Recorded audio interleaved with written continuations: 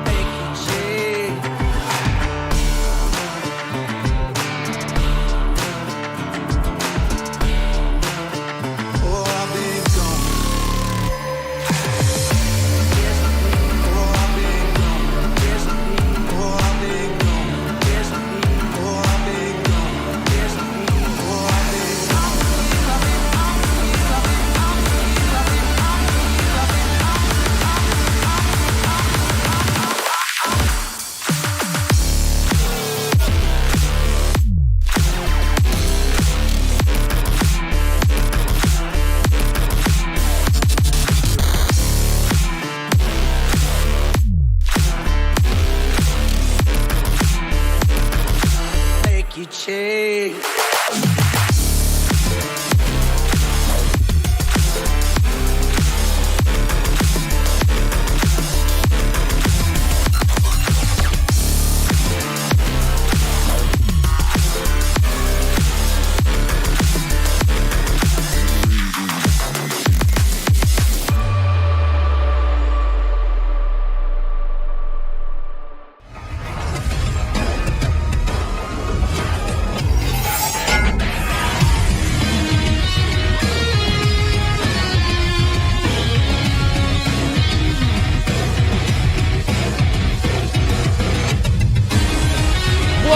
Going on, everybody? Welcome to the Almost Awesome Show, episode 17. And as I say every single week when I do this thing, I gotta do something about that motherfucking music, but I keep forgetting until this time, and I will forget again, and we will go through this again on Saturday. We'll just wait for the music to subside. There it goes. It's all gone. It's okay. You don't have to be scared.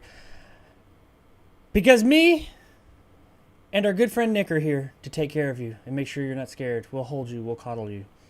And keep you warm and safe. Nick, how are you doing today? I'm wonderful. You know what today is, right? What is today? Today's 100 days till Avatar: The Way of Water. Really? Yep. I did not know that. I need to get like an advent rainbow, calendar. More you know. I need to get like an advent calendar for that or something. Get like a piece of chocolate every day. Well, that's awesome. I'm looking. How many days is it until Avatar, the first Avatar, comes out in theaters? Do we know that? Because I want to go see that too. 20, less than 19.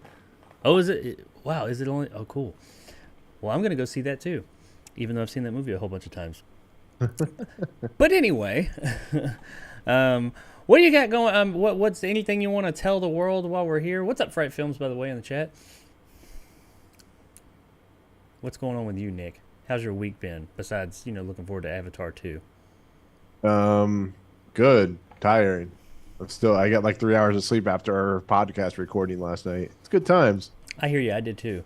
Well, not right after, because I didn't go to bed, but I was doing a bunch of stuff, which I do, and I regret that now. I regret those decisions.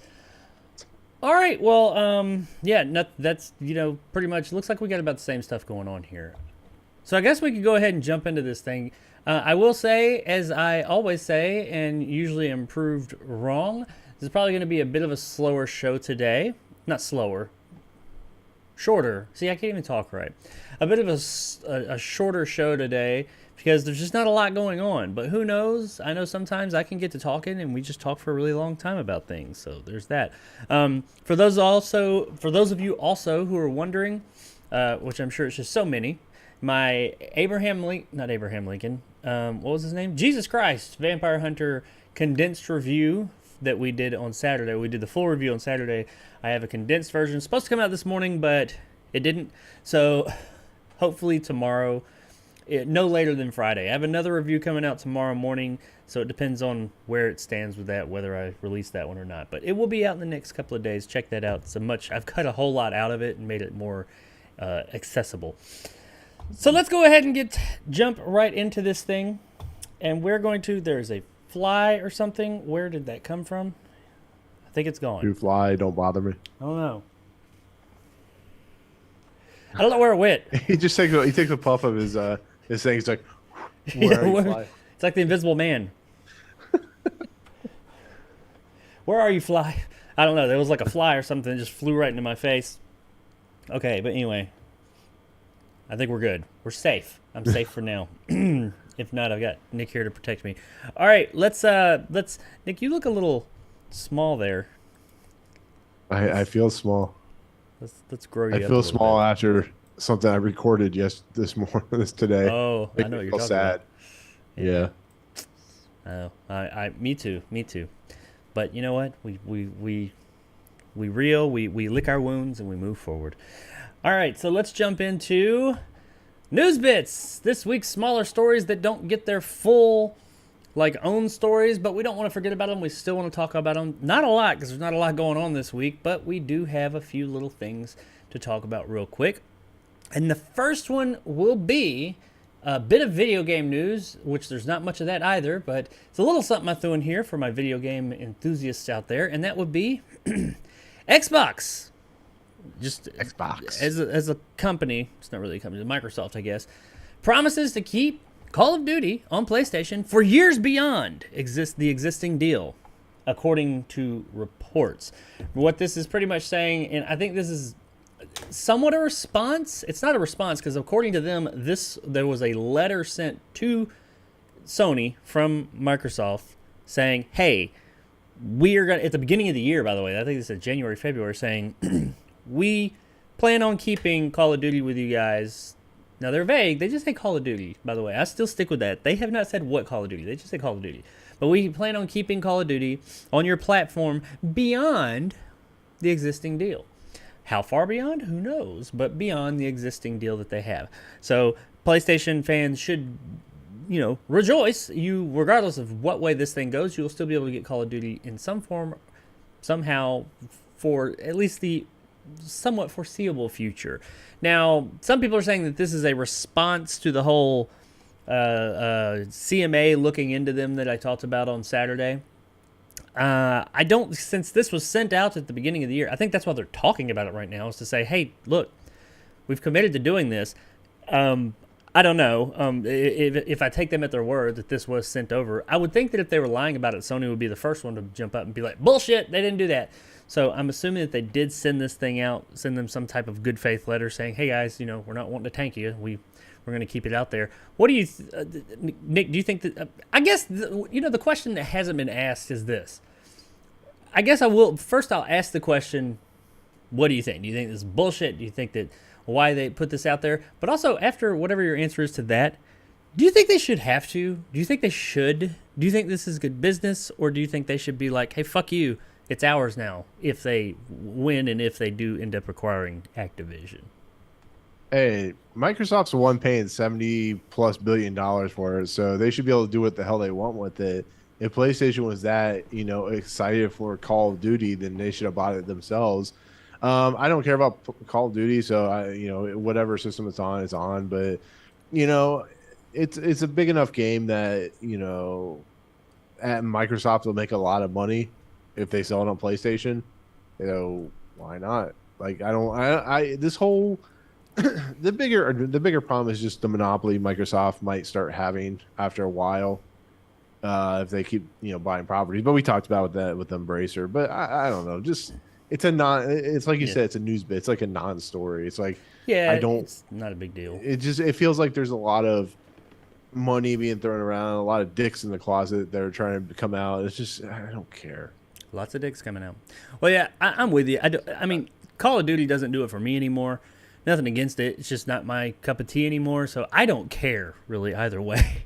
But when you talk about this, you would think that all Microsoft was buying was Call of Duty because that's all motherfuckers talk about. But Activision, Blizzard, and King, they actually own a whole bunch of properties. It's not just Call of Duty. And Call of Duty is huge now. Call of Duty's been huge for a long time. But, I mean, there's nothing saying that it will be forever. I mean, Halo, look at Halo. It was like King Dick for a long time, and now, not so much, It could fall off the map. I mean, I don't see it happening anytime real soon, but who's to say where Call of Duty will be in another 10 years? It might not be the juggernaut it is now. Maybe it'll be bigger. Yeah. I don't know. But either way, if you're a PlayStation fan, regardless of what way this whole deal goes, if one of your major concerns was, oh no, Call of Duty, you're going to get it at least for a while. Okay, so after that, let's move into a little bit of movie. Well, not movie. This is more show, series news, but it's also just some shade, as the young hip kids say, being thrown, or shit being thrown away around. And we're talking about Elon Musk, real quick, and Jeff Bezos, two titans of industry, if you will, two really rich fucking guys. So, yes Elon Musk apparently has said, he tweeted, I believe it was, that, and this is in regards to the new Rings of Power show, that Tolkien is turning in his grave. He also went on to say, almost every male character on the show so far is a coward, a jerk, or both. Only Galadriel is brave, smart, and nice. After watching the first 2 episodes, which I assume is what he's referring to, I mean, I don't know. I don't necessarily think that every one of them is a coward or a jerk, but I don't find really any of them to be particularly compelling. I will say that. Galadriel definitely is the main character, even though Elrond is supposed to be a main character as well. He's kind of, sort of. But as I mentioned in my review, I think a big part of that is because I already have a connection to those two characters because of the the books and all the previous works with these characters in them. I can't really say if it's because the show's doing a good job, because Galadriel in this show is not really what she's done on her own. If I didn't have that connection already, she would probably be about as forgettable as everybody else, all the new characters. So I'm kind of, I don't know. Would he be turning in his grave? At this point, I don't know. But I will say that in my opinion, as I said in my review, I don't feel like the show's really, so far in the first 2 episodes, it hasn't really done anything. It's not going anywhere. It looks great, but it's just kind of, it's kind of middle of the road. Have you watched any more of it as of yet, Nick? And what's your opinion about Elon's take on the Rings of Power? Even though you've seen a little bit, but not like much of the show yet. Yeah, no, Elon Musk is a troll, so he's gonna troll. He's troll. So whatever and he him does, and Bezos whatever he says, you gotta take it with a history. grain of salt. They have history with going back and forth about shit, apparently. No. Him and Jeff Bezos, I guess. My biggest complaint about Power of the Ring is I just don't care about. I mean, I shouldn't say I don't care. I watched the first 15 minutes of it, and I was really tired, so I didn't want to kind of fall asleep because I heard it's really slow. But the thing that kind of the thing that kind of surprises me about it is it's like one of the most beautiful looking shows, but it doesn't feel like Lord of the Rings. It really doesn't. Like Lord of the Rings has a feel. Even the books have a feel and a aura about them, and this doesn't feel like Lord of the Rings. Just not yet. I mean, yeah, there's Sauron's in the show. I saw that, but do you feel the same way? Do you feel it's like a show that? Yeah, that's what I mentioned in my review. Is that it looks like Lord of the Rings. It sounds like Lord of the Rings. There's lots of Lord of the Rings stuff in it, or Tolkien stuff rather. But it doesn't feel like Lord of the Rings or Tolkien, the Tolkien verse, Middle Earth, and all that. It just feels like it's an imitation, a really pretty imitation, but it feels like. It just feels like that. It feels like a fucking imitation. It doesn't feel like the real thing. It's missing that magic that the Peter Jackson films had. Imitation. Yeah, it is missing, in my opinion, that magic. So far, I've only seen 2 episodes. It's missing that magic that the Peter Jackson films and that the books had. It seems like an imitation, and I want to like it. I see in the chat, Ryan says, "I'm ready to like it. I'm bored so far, but I'm ready to like it." That is perfect sentiment. I'm kind of bored so far. I really want to like. You don't have to do much. Just put forth a little bit more effort. And it seems like they're like they're wanting to go here, but they're kind of just barely going that way. I'm like, no, just move over a little bit. That and the dialogue's not very good. The dialogue seems like it's just off. It seems like somebody's writing Lord of the Rings inspired dialogue, which is what it is, but it's not supposed to seem that way. So, I mean, whether Tolkien will be turning in his grave or not, I don't know. That seems I don't think. much, honestly, I think Tolkien, he's a smart dude. Same thing with the dude that wrote C.S. Lewis. They're smart people. They lived in a different era. You can't. It's like Walt Disney. You can't tell me that they'd be turning in their graves because you don't know. It's like Rod Serling would probably be. Would he be turning in his grave today? Probably, because of the way the world is. No, I'm kidding. No, in all honesty, like, I hate that word, they'd be turning in their graves, because you don't know what they would think of today outside of, like, politics. You don't know what they think about their properties being turned. I mean, Tolkien may have hated the Peter Jackson trilogy. You don't know. And I get tired of people like Elon Musk going, oh, he'd be turning in his grave. Who the fuck knows what Tolkien would have said? I think a big part of this is, like you said, I think he's just trolling Bezos because I don't know what the history is, but as I was reading this, I saw that apparently they have a history of going back and forth about stuff. Whether it's kind of like a ha-ha jovial thing or they legit are talking shit about each other, I don't know. But that's like some rich folks drama right there. I don't. I was like, It sounds like Elon Musk needs to go back to like early 1900s and try to prevent Tolkien from making the Lord of the Rings or some shit. Yeah, I don't know. I can't weigh in on this. These people have way too much money for me to have a say so on this. This is some rich people back and forth. Yeah. But anyway, Elon is, if you're a fan of Elon, which I mean, I'm a fan of some of his stuff. He's got very divisive takes. I'll say that much. But he is apparently so far not a fan of the Rings of Power. Which I mean, I can't say that I'm a fan of it as of yet. I don't hate it. I want it to be more. I'm like, you got everything you need. Just do the thing. Not quite there yet, but who knows? Maybe episode 3 will come along and we'll be like, there it is. We'll see. I think it comes out Friday or whatever. We'll find out.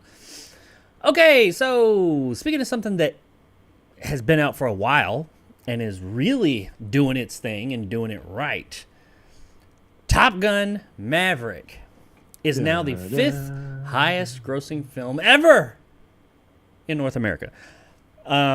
It just surpassed Black Panther with passing $700.4 million. I don't have in front of me what the other 4 top grossing films are. I could probably guess what they are. I can tell you. And I'm curious as to how far away it is. Is it going to overtake any of them? I don't know, because it's still making fucking money. I can't believe that.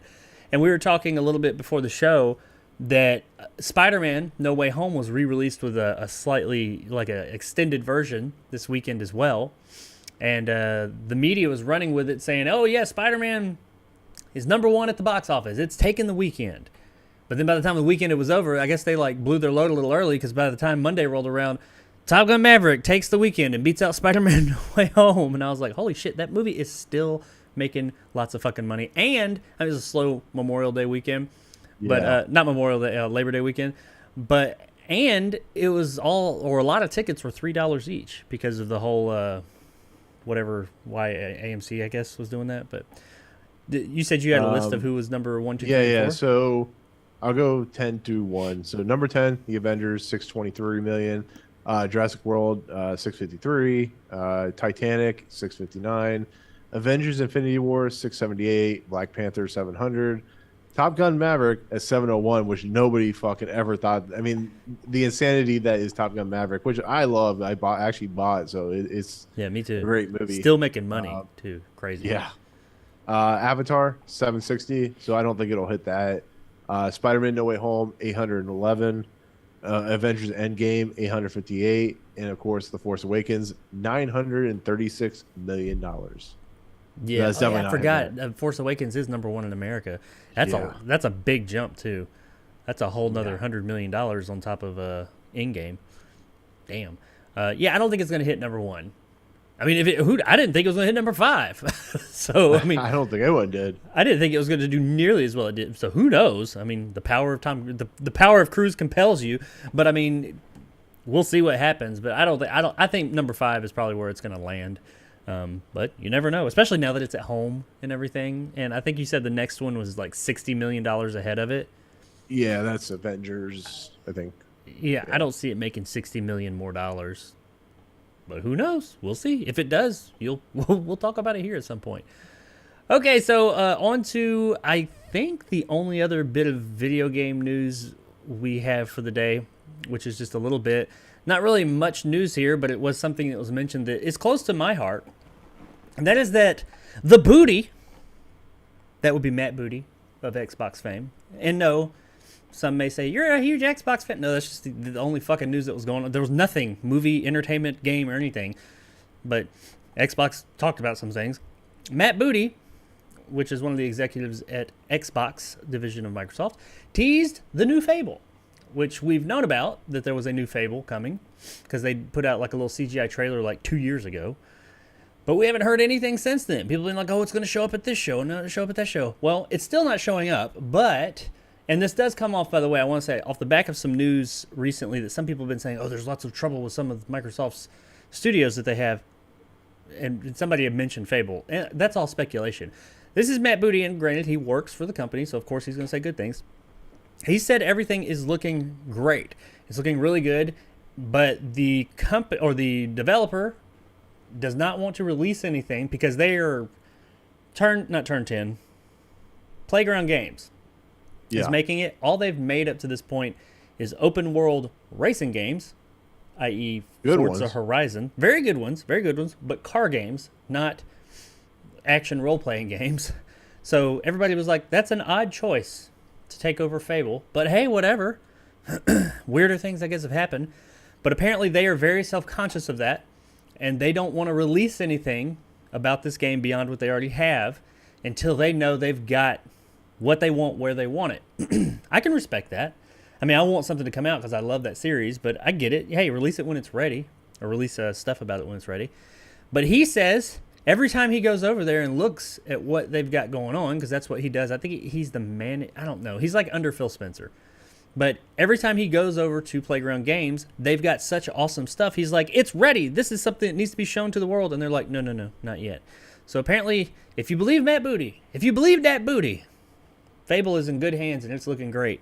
And it's so great that he just feels as if it should have already been shown to us. So hopefully, me, myself, personally, what that means is that soon-ish, within this year, we will actually get a whole lot of information about Fable and get to see it, because I love that series. The first one and the second one, amazing. The third one, I didn't play as much. It was okay-ish, but what's your relationship with Fable, Nick? Are you just kind of like, I don't give a fuck about this. Can we move on to the next thing? No. Honestly, I think Forza Horizon, that series, I'm not a big fan of the Forza Motorsports, just because it's like hardcore Gran Turismo thing. Sim racer. Yeah. But I love like Forza Horizon because it feels like you would go into a arcade and play like Cruising USA or something like that. Yeah, it feels like you're going on just a fun drive. Yeah. Instead it has a lot of cool modes. Professional race. But here's how I look at it. If they say it's not finished, it's not finished. It's like, look at what Guerrilla Games did with like going from I think I can't remember if they did Resistance or Killzone. I think they went into. I've got both of them up there. I could look at the boxes, but it was one of the. I think it was Killzone, because they had that crazy trailer for the PlayStation 3 right before it came out that everybody was like, "This looks amazing!" And the game came out, we're like, "This does not look amazing." But they went over and did Horizon, and it's the same thing with like Naughty Dog. They went and did Ratchet and Clank, then went straight over to Uncharted. So you just got to give these guys time. On that note, I also want to say Naughty Dog's first game is a game I have on the 3DO called Way of the Warrior. It's a fighting game, Mortal Kombat wannabe fighting game. Fucking abysmal. Oh yeah, they're a great developer now. Holy shit! Their early games are horrible. It is horrible. That's where they started, so they've come a long way. Yeah, yes they have. But no, in all honesty, like you just got to give the studio time, because they need to develop like a whole new system for their game. I mean, if they're going as ambitious as they are with what I hear about Fable, yeah, I'm all about it. I like the first Fable game. I think the whole like good versus bad side mechanics was awesome, and then it fell off with like Fable 2, and then that Connect game was fucking awesome. Oh, Fable 2 was awesome. Awful. Fable 3 was. I wasn't a big fan of Fable 2, but I liked the first one. Oh, okay. I loved it. Great. 3 was more. I think most people had issues with 3 because it veered a little bit. Yeah, that Connect game was. I don't know what that was. I don't really consider that. It's just the first 3. Yeah, I don't know what fucking what's his face was thinking with that, but yeah, just give it time. Like I said, I don't. They've been working on it for a few years now, but I don't. They're working on like one of the best racing sim games of all time, and they just give them time. That's how I look at it. I'll play it when it comes out. Exactly. Look at Cyberpunk 2077. Which we will actually. I forgot we do have another video game news today, and we're going to talk about that in a little bit. But look at that. That's what happens when you release stuff too early. Even before the game's out, they released stuff about that game years ago, like in 2014. People have been talking about that shit since 2014, and it finally came out in 2020. I mean, that's what happens, and then we see how that went. So yeah, you guys take your time, make the best game you can, and come out with a good game. Because I'll wait. There's plenty of other things to play. Okay, one more thing in our news bits, and this is just, I guess the best way I could put this little bit is this just a good dude praising a good dude.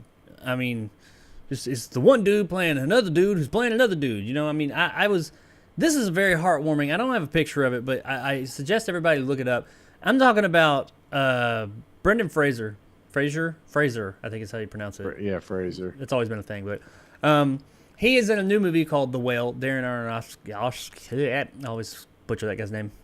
Darren's movie, and it's being lauded as just a great flick. It just premiered at Venice Film Festival, and it got a 7-minute standing ovation. And at first, it was Darren Aronofsky who was walking around just yay, yay, yay. And you see the video, there's lots of videos of it. And he goes over after about a minute or two of that. 7 fucking minutes of standing ovation. I wouldn't know what to do. I'd feel so awkward. That's a long time. But anyway, that's kind of a Venice Film Festival thing, though, is like, how long was the standing ovation? So, well, they had that "Don't Worry, Darling" thing had like a 14-minute standing ovation. And I haven't heard. Yeah, it's weird. Yeah. But this one got 7 minutes. After a couple of minutes, Aronofsky goes over and because you notice in the video, I don't know if it's everybody, but in this crowd of people right in this one spot, Brendan Fraser is the only one who's not standing up. Everybody else is standing up. He's clapping and he's just like doing this. You kind of get the feeling he's just kind of trying to stay out of it. He goes and he stands him up. Very shy. Yeah, he stands him up and puts him on, and then like the crowd fucking erupted when he stood up, and they really started. And the guy, like, legit, it wasn't even like that, like, single tear kind of thing like an actor would do. He starts ugly crying. He's just like, he bawls, and he's like, you know, because he's had a really tough time of it. If you look into everything that's happened to the guy, he's had like health issues. He's had some issues with maybe being blacklisted. Just he's had a tough time of it. He's started out on top and really dove. He's on his way back up. Anyway, after this video surfaced and everybody was, you know, it became viral, and everybody's like, oh, look at Brendan Fraser. He's coming back, and though this is a great video, it's very heartwarming and all this. The Rock, of all people, which it'll make sense in a minute, put out a tweet or an Instagram or something like that, and he said, man, this makes me so happy to see this beautiful ovation for Brendan. He supported me coming into his Mummy Returns franchise for my first ever role, which kicked off my Hollywood career. Rooting for all your success, brother, and congrats to my bud, Darren Aronofsky. And you had a picture of him and all that. I just thought that was really cool. I mean, is it news? Maybe not. I think it's just really cool because I know, Nick, you've talked about, as far as like his acting credentials, at least The Rock is not your favorite. But I really like The Rock. I understand what his movies are, and I enjoy them for what they are. But him as a guy, he just seems like a pretty cool guy. He's a pretty. I think kind of like buff Keanu Reeves. I mean, you know, he's just a really down to earth kind of. I mean, he's a bit larger than life, but he just seems like a pretty good dude. And Brendan Fraser seems like it too, and he seems like somebody who I think deserves another shot, and just, you know, what he's getting now. And it's just really neat to see good people praising other good people instead of everybody sucking the dick of a bunch of assholes in Hollywood, which there are plenty of them. I mean, that's my take. I mean, no, to be fairly honest, Dwayne Johnson, Rock, whatever you want to call him, he knows where he comes from. He knows he needed help. I mean, he's like anybody in Hollywood. You know, at some point he needed a boost in his career, and unfortunately, he didn't have the best of CGI when that happened. But he, of course, was in The Mummy Returns as the Scorpion King, legendary which is the worst CGI. Yeah. But it was the start of his career. You know, it's the start of like something that would become meteoric. And I think Brendan Fraser gets a lot of crap because he was in a lot of crap in the 90s. I mean, Encino Man, which I enjoy, Encino Man, and of course, you know, Blast from the Past and all these, like, Bedazzled. He was just a guy that had a lot of bad choices. And George of the Jungle. Hey, George of the Jungle, great movie. No, I'm just, well, actually, George of the Jungle, I think, was his, maybe not his last. He did have, like you were saying, he did have a bit of a fall there. It was either late 90s or early 2000s. After the Mummy Returns. The Emperor King or nonsense. But, I think The Rock knows that, you know, some people are important to talk about. And it's just nice to see that he could be the biggest star in the world and still give praise to a guy that, you know, probably did help him. Probably offered, you know, he probably got big help from Brendan Fraser. So, yeah. Yeah, I mean, Brendan Fraser didn't make the movie, but he was definitely, at that point in time, he was a draw. He was the draw for the movie. So I'm sure he had, you know, I bet if Brendan Fraser at that time, when The Mummy Returns was being made, if he had said no, He probably could have made it to where he couldn't be there. Whether he's the one who got him in there or not, I don't know. But he did. Like, he whether he gave him his big break or not, he was a part of that. And I think that's cool that he's humble enough to remember that and be like, hey, man, yeah, this guy, he's a good guy, and he helped me out. So I would check out. I urge everybody to go check out. They're easy to find. The Venice. The movie's called The Whale. Just look up Brendan Fraser. Yeah. If you search that name, you're going to find these videos, and they are kind of. So we need some good shit in the world sometimes. And I watched that and I was like, yeah, that's just really fucking cool, man. To see this guy just like really, he deserves a win, and I was happy to see that. But Yeah. all right, so that's all we've got on the news bits today. All the little stories that maybe not big enough for their own big story, but they're, we don't want to forget about them. We want to talk about them. If there's something we missed, let us know. If there's something you wish we had talked about, just put it in the comments below. And also down there, let us know what you think about COD. Do you think that COD's going to stay on PlayStation for very long if Microsoft goes through with this acquisition? Or is this kind of a, there's some type of like loophole in there? Elon Musk's comments about Tolkien, Top Gun Maverick being the #1 fucking movie in the world forever. The booty teasing some fables. And of course, two good dudes talking about each other. Let us know in the comments below. Okie doke! Oh, and I did want to, I glanced up at the comments. I saw Fright Films and Heavenly were talking about Matt Booty's name. Booties. Yeah. Booty table. Yeah. I think I may have tried to change my name if that was the case. Yeah, somebody said he probably got bullied in school. You are absolutely, there's no world he did not get bullied in school having the last name Booty. I know this for a fact, but okay, let's move into our first story of the day, and this is I'm not gonna say interesting. This one kind of like branches off into some other things I want to talk about. The Rings of Power, Lord of the Rings show, Ultimate Amazon, power. unlimited power. How many other power things can we do? Anyway, so as we all know, The Lord of the Rings of Power, just came out on Amazon Prime. It is the most expensive TV show or series or whatever ever produced by a pretty large margin. I think the first season cost like $1 billion. Each episode is costing around $50 million. It's insane. My review of it is up. You can check that out. I think it's all right. We'll see where it goes. I need to see more episodes. It's not doing much so far, but we'll see where it goes. It has had a lot of critics before it came out because some of the stuff they were putting out, even myself as a big Tolkien fan was like, I don't know about that, but it's had lots of critics for various things. I'm not going to get into what people have been criticizing. I think most of the criticisms I've seen have been about what is this going to talk about, but yes, there has been some stuff about who is playing characters and certain peoples that are in there and all that. That's come up. It is what it is. It's one of the biggest properties ever. It is the biggest series ever made. That shit's going to come up. It's the world we live in. But this is official. Reviews for the Rings of Power are being held for 72 hours to ensure their legitimacy and keep trolls at bay. The policy is one Prime Video started this summer on all of its shows to avoid instances of review bombing, i.e. a coordinated effort by a large number of users to post negative reviews of a film or TV series based on a perceived culture and or political stance taken by the filmmakers. Okay, well that's not entirely true. Review bombing is just a bunch of motherfuckers.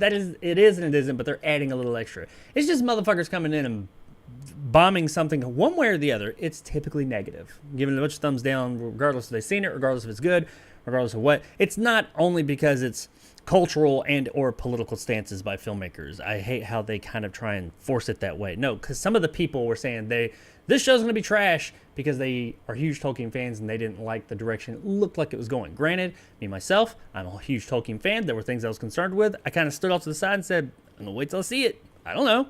There's some things I got concerns about. I'm going to wait till I see it. And so far, my biggest concern has been that it just ain't doing shit. I don't think it's a terrible show, but it just ain't doing shit. My problem with this, and then I want to hear your take on it, Nick.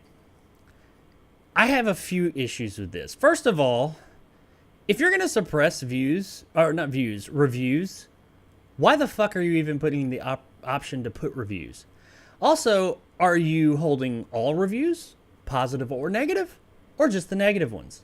The answer is just the negative ones. So they're not holding. If somebody puts overwhelmingly positive reviews up, they're letting those go ASAP.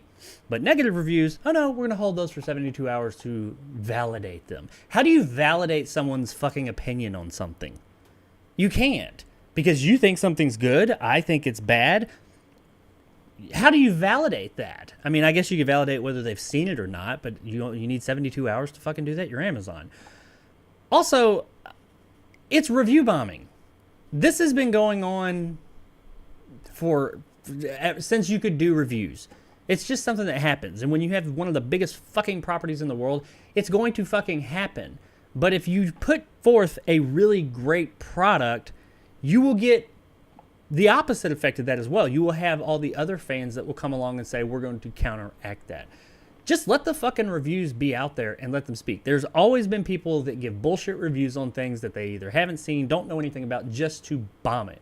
And there's also been people that do the opposite of that. Let it be. Holding them back, especially when it's only the negative ones, that is not doing anything. That is just silencing people's voice. If that's the case, why even give them a voice? Which, I mean, you're not by taking these away. I cannot agree with this. And not because it's this show. If they did this to any show, shows I hate, shows I love, I do not like when places, and by the way, they said that this is a policy that Prime Video started this summer on all of its shows and movies. Not anybody else's, because you can review other shit on Prime too. If it ain't Amazon's, they don't give a fuck what you say about it. But if it's Amazon shit, no, we're going to hold them back. Why aren't you holding everybody's? Why aren't you holding all reviews for 72 hours across the fucking board? Seems a bit suspect to me. Nick, weigh in on this. What do you think about all this info I just threw at you? You and I are going to very much differ on this opinion. I understand people's point of views, but the art of reviewing has gotten so toxic that people aren't just reviewing a review anymore. People are putting up nonsensical bullshit like blah blah blah this, blah blah blah that. And do I think it's right to hold a review for 72 hours? It depends on the situation. If there's a lot of racist feedback, which is what, here's the thing, Rotten Tomatoes and Metacritic, there's a lot of nonsensical bullshit on there, and a lot of people aren't exactly what I would call right on the matter, to be fairly honest. I think the problem is that, it needs to be controlled. And whether that's good or not, whether you believe that or not, it's getting to a point where the outright bots and racism that's coming out just ruins everything. And the fact they have to go this route is just, I don't know. I don't differ with your opinion on that. I differ with one thing you said. I don't think they had to do this. I don't differ with the opinion. They don't have to do anything. Yeah. I think, and I am with you, I don't think reviewing has gotten any worse or better in recent memory. I just think we hear about it a lot more. Everybody has a voice. And now we're just seeing a lot of that. But even like with my comment section, I've gotten some fucking shitty ass comments that were just absolutely untrue and accused me of things and said things and all this and that on some of my videos. You know what? And some of them piss me off. Some of them irritate me. Some of them, especially nowadays, I'm just like, whatever. I don't give a fuck. Say what you want. Your voice, say it. And honestly, that's where I'm at. I'm like, if you want to say that, go ahead. I'll let other people who watch my thing I produce make their own decision, and they can see what you thought about it, and we'll take it from there. Whatever. You want to have a voice. I am very much against censorship because I think my biggest issue with censorship, who's the censor? Who gets to decide what's right and what's wrong? Do I think people should be up there spouting racist shit and like that? No. But if someone puts racial terms in their review or says something like, you're fucking Amazon. I know YouTube can do it. You can. If you pick up on racial slurs and things like that, okay, sure. that's in your TOS. I get that. You're not supposed to do that. That's a violation. If they're putting that stuff, sure, blank that out or whatever it is you do. That's okay. But just negative reviews? Just it's a because someone else's opinion was different than yours? I think I think the main problem is it's not the negative reviews, it's how the negative reviews are handled in the sense of like you let's say you put out a review and you're just for instance I put out a review for blah blah blah movie and I just didn't like it.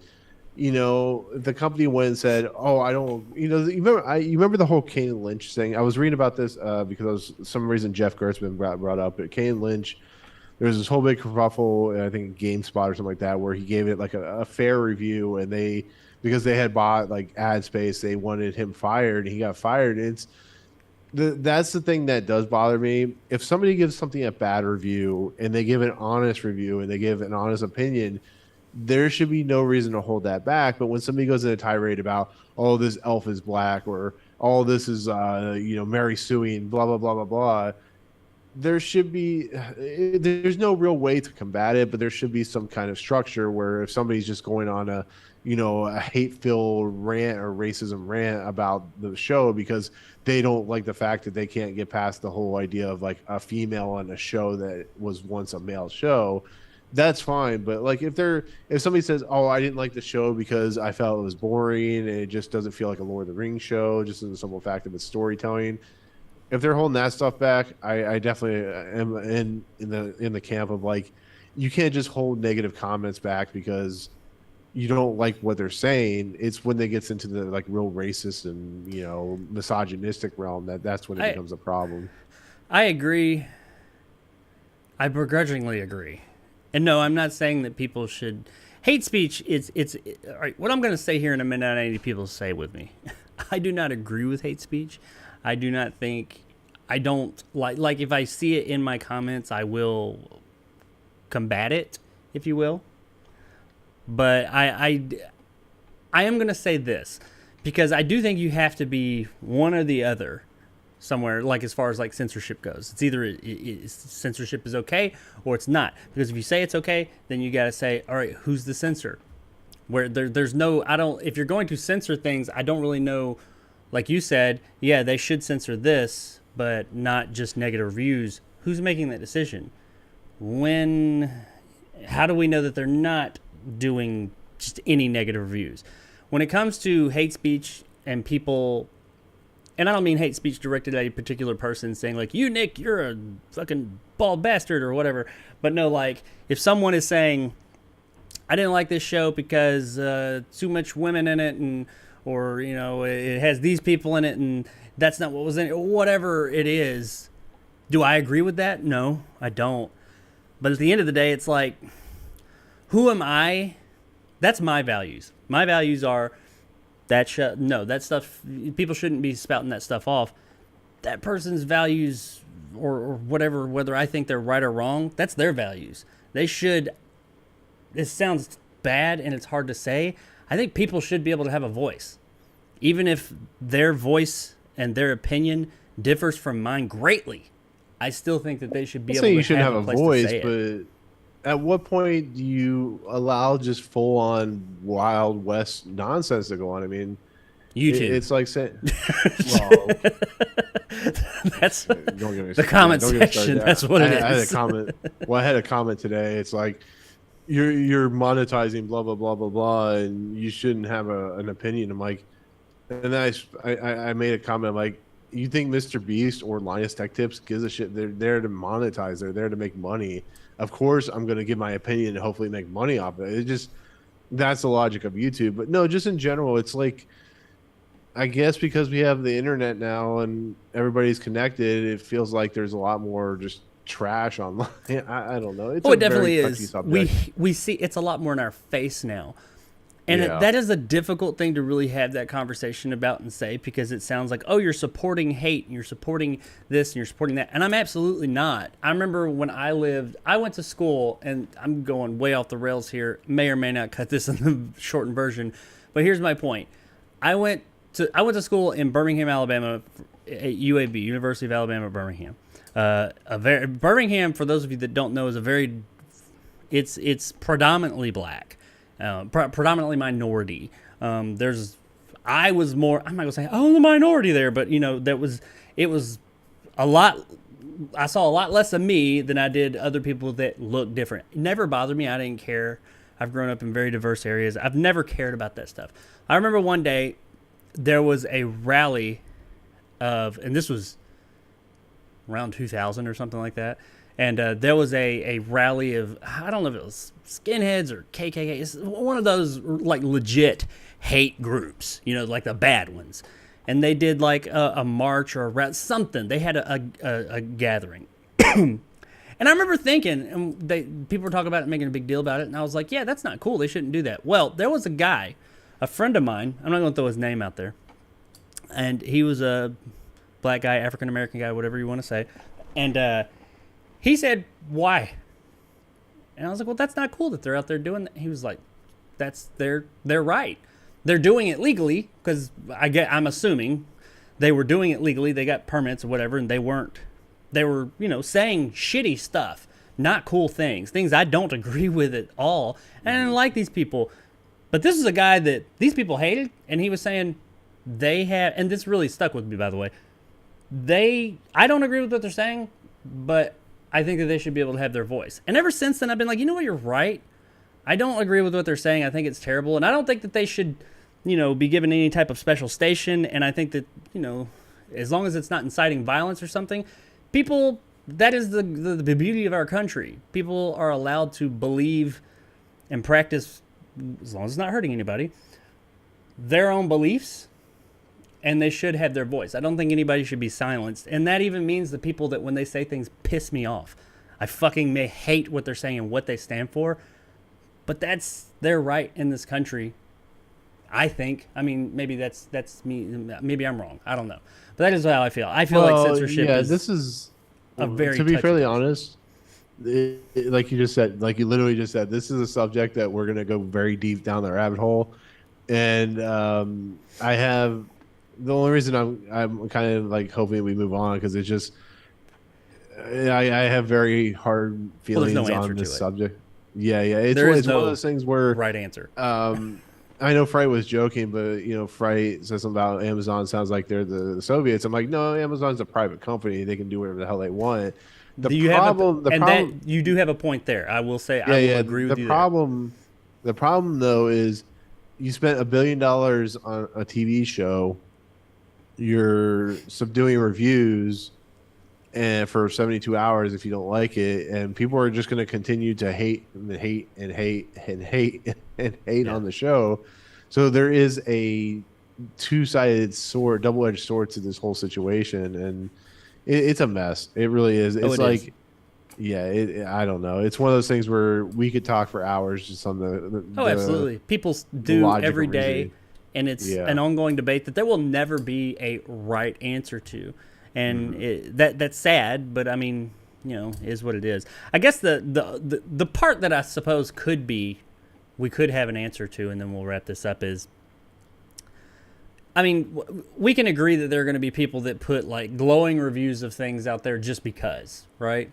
They go the opposite. Now, granted, I think hate is a much more, people tend to hate more than they love sometimes, unfortunately, especially in our current climate, and they tend to express that hate more than they do love of something. I don't mean just like racially and stuff like that, but just like when it comes to something, I fucking hated this. They tend to want to let people know that more than, I really like this, But I mean, I do think that there are probably reviews out there that are immediately 5-star, 5-star, 5-star, 5-star, and they're not even giving it any thought. And I just find I don't think it's right that Amazon, they're not silencing those. They're not looking into those saying, well, how valid is your review that is giving us a glowing review? Everything is perfect here. And that seems a little bit hypocritical, if you will, in the space. But I think you're right. There's just not, there's not a right answer either way of this whole thing. I mean, there's not an answer that it works for everybody. That's for damn sure. It's unfortunate, but it is what it is. But Amazon apparently is holding reviews for at least 72 hours. What it does with those reviews and how it figures out if they're trolls or not, I don't know. But it's something that's happening. and it is something that's worth thinking about. I don't know. But let us know in the comments below what you think about this story here. And also, I know some of that stuff may have been a little bit sensitive. That wasn't the thing I was going for. I try and stray from that kind of stuff here on the channel. But, I mean, I don't think I said anything. I don't think either of us said anything too crazy. The real question, or the real thing of the day, is Shannon Elizabeth is 49 years old. Really? Man, she's still hot. I think we can all agree to that. She's still hot. 5-star reviews across the board for Shannon Elizabeth. I'm holding those reviews for 72 hours. Yeah, I'm holding these pictures for 72 hours. But yeah, let us know what you thought in the comments below of of Amazon, of Shannon Elizabeth, and also of Amazon holding reviews and judging if they're valid or not. Alrighty, from that's the one and only, I think, I could be wrong, I think that's the one and only kind of like hot button story we got for the day. Honestly, I wasn't even thinking as it went on. I was like, oh wow, this is kind of a hot subject. But so let's move on to this. This is let's go on to something a bit more lighthearted, or for some at least. And definitely not for the last time, but I say it every week. Oh, we're not going to talk about them. Warner Brothers. Your weekly dose of Warner Brothers is here. This time, though, I'm glad last week I cut a couple of stories out, because I was going to report on, not last week, but on Saturday. I had it queued up and everything. That's actually where this image came from. I was going to talk about how this Dan Lin was the new Kevin Feige. Reports were coming out saying he accepted the offer and he's the new Kevin Feige. Well, apparently Dan Lin is not going to be DC's Kevin Feige. He has turned them down. Dan Lin and Warner Brothers Discovery got so far as to exchange term sheets for the deal. However, Lin opted to stay with his own production company, Rideback, rather than have WB take a stake in the company had he accepted the job. CEO David Zaslav, who took over the once Warner Media and Discovery merged earlier this year, has made DC a priority, and current DC Films head writer Walter Hamada is expected to depart his post after the release of Black Adam. With Lin falling through, I feel like something that reads weird. But anyway, with Lin falling through, Zaslav will have to turn elsewhere to find his answer to what Marvel Studios has with Kevin Feige. Names that have been floated around as being into contention for the job include former 20th Century Fox chief Emma Watts, who was apparently approached back in April and things didn't pan out then, and Greg Berlanti, who was the chief architect behind the Arrowverse on the CW. So, Dan Lin, who looked like he was going to be the guy, is not going to be the guy. I think he would have been a good choice, honestly. He's done some good things. He's been involved with some really good movies and good franchises, but it ain't gonna be him. He decided he wanted to do something else. They got to get somebody in there. They need a singular vision. I'm not even gonna say. I mean, they keep saying DC's Kevin Feige. I don't give a fuck. You need to get somebody who's gonna say, okay, this is what we're doing moving forward. It's just have a singular vision. What do you think about this? Well, I think he wanted to keep his own company, and they couldn't come to a term. So I think that's the whole reason he's leaving, or not taking the job. Because, I was trying to find a. One second.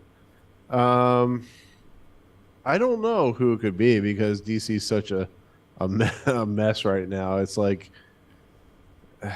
I found the perfect person to take care of the job. Want to see who it is? Absolutely. Who?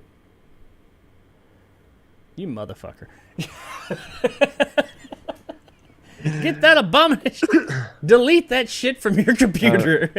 That'll never get old, I swear. No. I mean, to be fair, it's a very difficult role to take. I don't think Greg Berlanti could be good for it, because, you know, he's a guy that just feels like a more TV focused individual, and I don't know. Bring in Kevin Feige for all I care. Like, I just want to see good movies. That's what, at this point. That would be the biggest news story of the year if they hired Kevin Feige and they took him away from Marvel.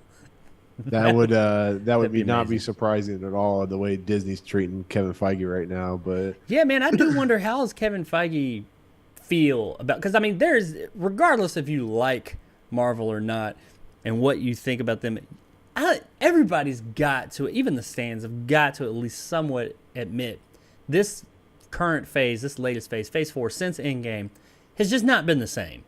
Even if you still love it, it's just not up to the same level as everything that came before it. And I wonder, how is Kevin Feige feeling about this? Because is it because of studio interaction? Are these his choices and he's just, lost it? I don't know, but I think that'd be amazing if they brought Kevin Feige over. But they got to get somebody. I don't know. I mean, Emma Watts, I don't know anything about. And Greg Berlanti, I mean, I know the name and I know the Arrowverse. He's worked on DC properties on TV.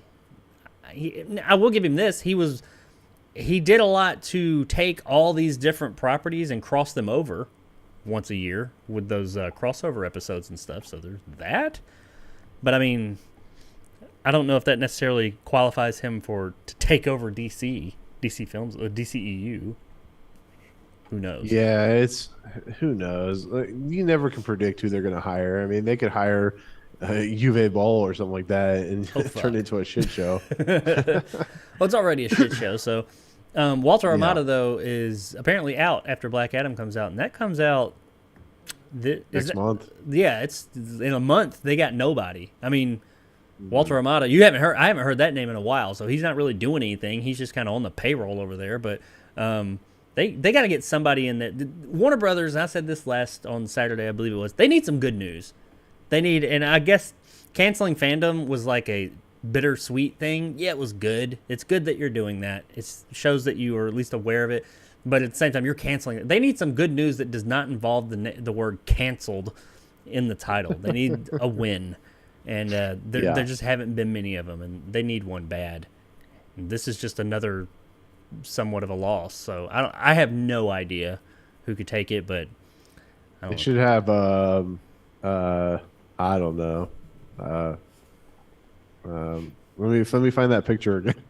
No, fuck you. No, but I don't know who they need to get, but they need to get somebody quick. I will say that, and I just hope that, because they've got to be right now. They're probably like, I don't know who to get. Just put somebody there. I hope they don't. Whoever it is, they don't put them there out of desperation. I hope they just get somebody who's actually good for the job and put him there. It sounds like David Zaslav. I mean, people have been talking shit about the guy, but he's making moves, man. He's doing something. You say that much about Warner. Nobody's been doing anything over there for a while. They've just been letting shit happen. At least he's doing something. I think the guy has some type of vision, and he's like, we're fucking doing this, and something's happening. So hopefully he stays true to those guns, and doesn't let everything go down the shitter. So we'll see soonish, I suppose, at some point in time. It's kind of not a non-story, but there's not really a resolution to this story as of yet, but we'll find out at some time in I don't know, hopefully the soon future, because I really love those characters. I mean, DC has some awesome characters. Yeah, I'll say stay tuned to next week. Yeah, we'll be back on Saturday with more Warner Brothers news here on the Warner Brothers Podcast, or the Warner Brothers Discovery Show, because it seems like every week we talk about them, or twice a week.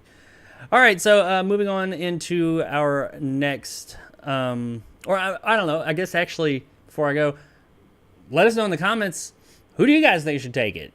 Anybody got any ideas? I mean, throw a great one out there. Maybe somebody at Warner Brothers will say, oh yeah, this little shit show, they threw this name out there, let's check it out. Who do you think should take it over? Realistically, I have no idea, so I'm at a loss. Okay, Cyberpunk. Can't see Keanu there, but that's a picture of Keanu Reeves. Well, his character in Cyberpunk. So Cyberpunk came out over a year ago in 2020. Was it 2020? No, it's 2021, right? Because it got pushed out. Cyberpunk came out? Yeah. I think it came out in 2020, actually. I thought it was supposed to, and then it got pushed. Whenever the fuck it came out, it came out. Let me look this up. Yeah, you look that up real quick. It came out, and it had a lot of fucking issues, and people were not happy with it, especially on previous gen, not next gen. Next gen was all right. I played it on the Series X, and it was fine. and then it had some glitches, but big games like that, they have them. I was fine with that. I think if that was the version that everybody got, this game would have been like, people would have complained about the glitches, but nowhere near the way they did. Previous generations, Xbox One, PlayStation 4, holy shit, it was a shit show. PC was okay, and I have it on PC December now, and 10th, it's okay. 2020. Oh, okay, so it was 2020. September or December? December. That's right. It was supposed to be, it did get pushed out last minute, but they did keep it within 2020. Okay, cool. Into 2020. But it came out, everybody was real hyped about it. It was a shit show. I think people that aren't even interested in video games know about the Cyberpunk situation.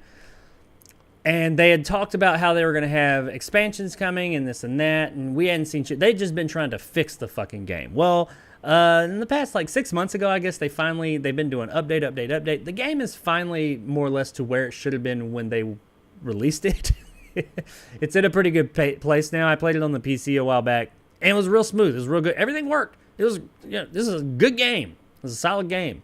I still haven't beat it, but it's a really solid game at this point. Now I'm like, I could see myself playing this.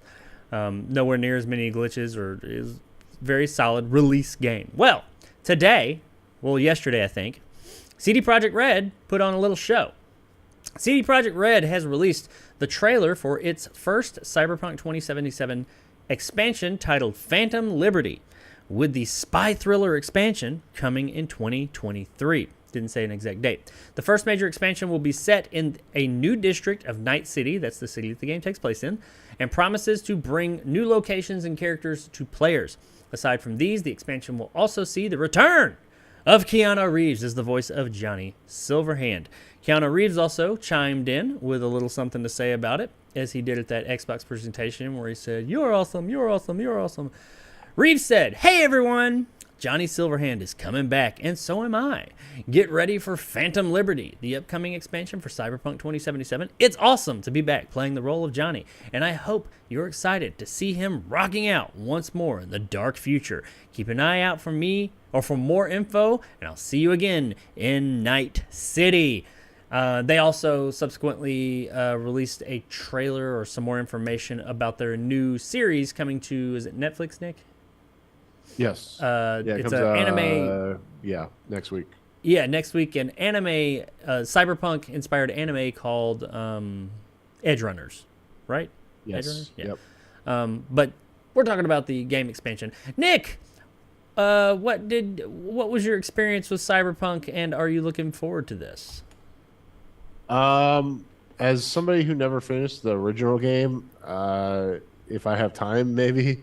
You know what? I appreciate that CD Projekt Red really went to overdrive to fix the problems that it had. Yeah, it took a lot longer, but I mean, perfect example is No Man's Sky, disastrous at launch, now considered an absolutely fantastic, great game. These things happen. They are bound to happen. It's unfortunate. Cyberpunk was a highly anticipated game. I pre-ordered it. I was excited for it. I played it, was not real happy with it, and it doesn't take away from the fact that it'll always be a stain on the company's profile, but at least they attempted to fix the problems, and they've so far succeeded. So you got to at least give them that credit. But as far as the DLC, yeah, sure, why not? They deserve to do it. So have you played the game recently since it's been patched and updated? No, I haven't.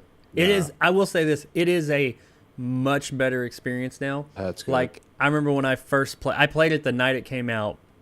I played it some more after that, and I did enjoy it. Like I said, I played it on next gen, so I didn't have nearly as many issues as some other unfortunate souls did. But I had a good time with it. But I definitely saw the driving was not. It was not easy to control. Yeah. It was pretty bad, and it had other little technical issues here or there. They've changed a lot. The game looks a whole lot better. It's got its next gen update and all that, and on PC, it's, looks better. And the driving, it's actually it's enjoyable to drive the cars now and stuff like that. You don't bounce all over the goddamn place. It's a good game. It's a very solid game now. I do want to go back. I mean, I own it on my Xbox and on my PC. I want to go back and play it. But it is a big fucking game. There's a lot going on there. I want to play this. I don't know if I will, but that's me because I just don't have a crap ton of time. I Well, hope it's to be able to at some point in time. well, it's like when Assassin's Creed Valhalla came out. I was like, I got really into that for like 12 hours or whatever, and I heard it was like a 100-hour game. Then I heard an announcement for an expansion. I'm like, I haven't even gotten a chance to play. It's like, I feel okay. you. What was the Greek one? Odyssey. Odyssey.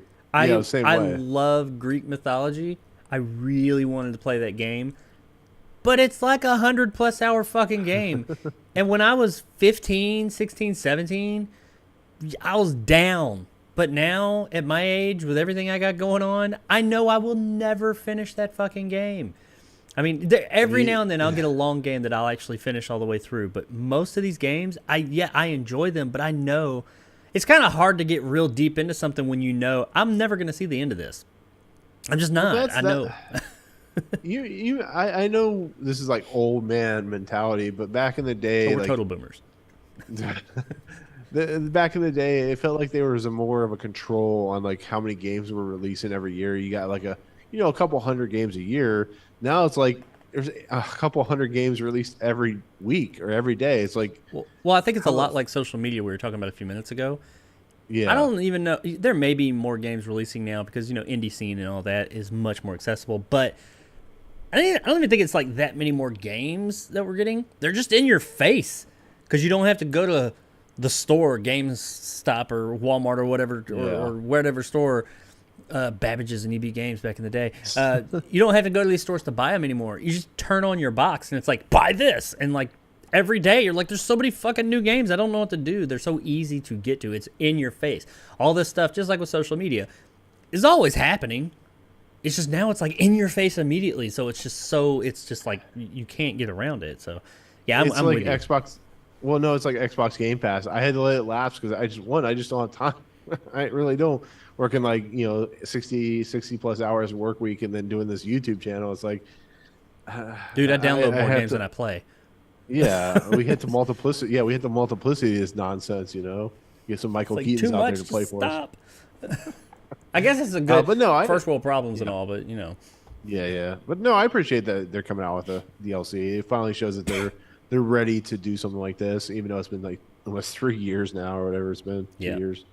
I mean, who knows? Maybe I'll jump back into the game and it'll hook me. As long as it hooks me, I'll stick with the game, but it's really got to hook me hard. And I mean, there is a trailer for this. I'm not going to show it here, but it's only like a minute and a half or something like that. You can see it's gameplay, but it's very cinematic in nature. It looks cool. It looks beautiful, and it looks like some pretty cool stuff. But I mean, the first one did too. And the original game is cool now. So if you're a big fan of Cyberpunk, if you're a big fan of Cyberpunk, you're getting more Cyberpunk. They're adding a whole new part of the city and everything. If you tried it when it first came out and you're like, nope, not for me, I will urge you, give it another shot. Go in. They've done a lot of work to this game. Like, totally turned it around. So give it another shot, and then if you still don't like it now, then you ain't going to like it. But I would suggest giving it a try and seeing what you think. And maybe this Phantom Liberty DLC will be your thing. It's coming out sometime in 2023, supposedly. As far as I know, we don't have a date. I just have a year. So look forward to that next year. Let us know in the comments below if you're looking forward to more Johnny Silverhand. I did like Keanu Reeves in it. And his character and all that stuff. I thought that was pretty cool. And is there anybody as cool? Is there anybody out there that's as cool as Keanu Reeves? The guy can literally do anything and make everything look cool. He can sell me a woman with ketchup popsicle stick or some shit, or white gloves. Yeah. God damn that man. Maybe The Rock. Gotta give that guy a hug. Maybe The Rock. But I mean, Keanu Reeves has got a little bit one up on The Rock because he's just got that. He seems like such a genuine nice dude. Well, he gives people motorcycles and shit. Yeah, I think it'd be amazing if we just found out he was like a fucking dick for real in real life. No, I don't think so. I think the guy's just like really down to earth, like cool guy. But I don't think I think somebody would have noticed if he was a dick at this point. He just seems like a really cool guy. But let us know in the comments below. Looking forward to Cyberpunk. I'd play that game. Cyberpunk. That's the Mad Magazine version of Cyberpunk. Let us know if you're looking forward to Cyberpunk 2077 Phantom Liberty coming sometime next year. Okie dokie. So our next story Now this is I said no more hot topic or hot button topics. But this is one. But I do think this is one that we are going to be. Not that I think we were totally divided on the last one. I think we're going to be totally in line on this one. I would like to talk. I don't really want to talk, honestly, but we're going to talk. We're going to talk about. Oh, not that. You know what? I lied. You're talking about Almost Awesome show? I lied. I'm definitely divided on that shit. We're not. Yeah, absolutely. No, we're on the same place. It sucks. But no, I lied. I'm sorry. I got things a little out of order. My notes are in a different order than what I actually had lined up. Trailer reaction time. Fuck, I forgot I have a logo for that. I didn't have it loaded up. I forgot I have a new logo. Anyway, just imagine it here. There. Trailer reaction. My logo. Maybe I'll put it in post. Yeah, we got a trailer reaction for you guys today. Now, this is one that, Nick, I believe you've seen this, right? Yes. Okay. I'm assuming we're talking about the same thing. Yes. Yeah, the one you sent me. I have not seen this. I recorded it, but I turned the volume all the way down, and I kind of looked at my other monitors. I did some work. I purposely wanted to just not see it. So I've not seen this trailer. I've seen pictures of it. I basically know. I know who it's coming from. And we are going to be looking at the trailer for Wendell and Wild. This is a new Netflix movie. It is a movie, right? Yes. Okay, yes, it is. Coming in October at some point. Yes. The synopsis, according to the IMDb's, is two scheming demon brothers, Wendell and Wild, must face their arch nemesis, the demon-dusting nun sister Helly, and her two acolytes, with goth teens Kat and Raoul. However, Raoul cannot see them, so Kat helps Wendell and Wild to help him. All right, that's kind of out there. Now, this is coming from, what is the guy's name? The director? Henry Selick. Henry Selick. Yeah, that's right. Yes. I always want to say Tom Selleck. Henry Selick, he made Coraline. What else has he been involved in? Okay, so he did Coraline. He did Nightmare Before Christmas, James and the Giant Peach, and a cult classic, Monkey Bone. I love Monkey Bone. I mean that seriously. Fraser. I do love Monkey Bone. Yeah, it's Brandon Fraser. We're bringing it back around. But no, I do. Monkey Bone was a movie that I did not, when I first watched it, think it was going to be any good, and I'd heard terrible things about it when it first came out. I liked Monkey Bone. I thought Monkey Bone was cool. But Chris Kattan's in that, right? Yes, he is. He is in it. He plays like the personification of Monkey Bone, the human version of Monkey Bone, I think. It's been a long time since I've seen it, but I remember really liking it. It was a lot better than I thought. But Coraline, big movie in my house. All my kids like it. And I've seen that movie a lot of times. James and the Giant Peach, I appreciate. I didn't love it, but I think it was a solid flick. Nightmare Before Christmas is another one that I really like certain aspects of it. I'm not in love with it as much as some people, but I do definitely appreciate it. And I do like the movie.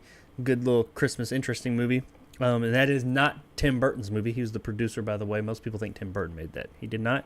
Definitely had some input on it, but but this is his next movie. It's going to Netflix. Is this one claymation or stop motion? Yes, I believe so. Okay. Well, let's just take a look at the trailer, and we'll see. So here's the trailer for Wendell and Wild. Cat, time to face your demons.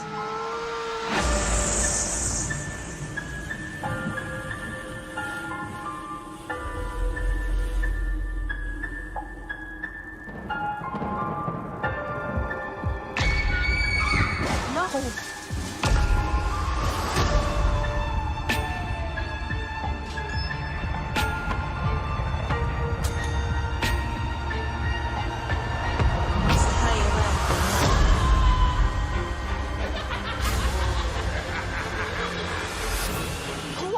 What are you doing in my dream?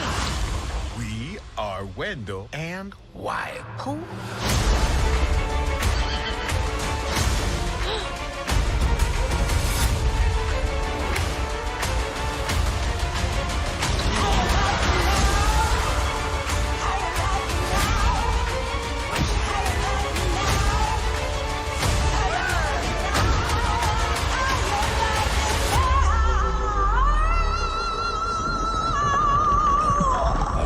Coming got demons. My demons have names.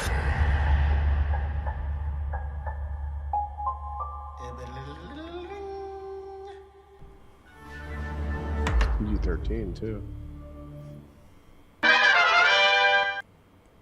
So that's Wendell and Wild. And, well, that was wild. What did you think of that? I got to process that because this is the first time I've watched it. What did you think of that, Nick? Or what are your thoughts? You've already seen this. You probably got more than me. Yeah. No, I actually forgot that Key and Peele were in it, and they're of course geniuses at what they do, especially Jordan Peele. But I mean, every time I see Leica, who does Kubo and the Two Strings and Paranorman, which I think is like one of the great animated films.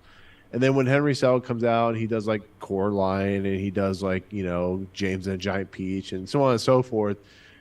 This is what like true creativity is for me, and this movie just looks amazing. Like Corpse Bride, for instance, I love the gothic aesthetic to it. I love the nature of this weird, creepy world, and I don't think people really understand how special these films are and how difficult these films are to make because. I think Nightmare Before Christmas, even if you watch the one they did for Netflix behind the scenes, the process of doing one of these films is so arduous and so difficult and so time consuming that the fact that they're even good is shocking. And this movie just looks awesome. Like the other Guillermo del Toro thing looks awesome. Oh yeah, Cabinet of Curiosities. Yeah, Curio Cabinet. Yeah.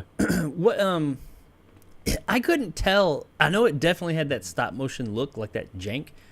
Was it stop motion or was it CGI? And they're just making it look that way. I couldn't tell.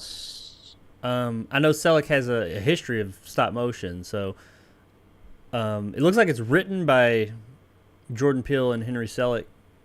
Yeah. And some Clay McLeod Chapman. So it's got a pretty big cast too. I mean, Lyric Ross. I'm not familiar with her. Keegan-Michael Key, of course, Jordan Peele, Angela Bassett, James Hong, Ving Rhames. I, for some reason, thought Ving Rhames was dead. It is indeed a stop-motion animated film. So, he's been working on it for quite a while. So. Okay, cool. So it is actual stop-motion. Awesome, because that's one of the things I love about 2015. Damn. Yeah. This is some, Mad God shit. That's what I liked about... One of the things I liked about Coraline is just, it was a beautiful movie to look at. And the fact that they did all that with stop motion was like, holy crap. But yeah, it's got a lot of people in it.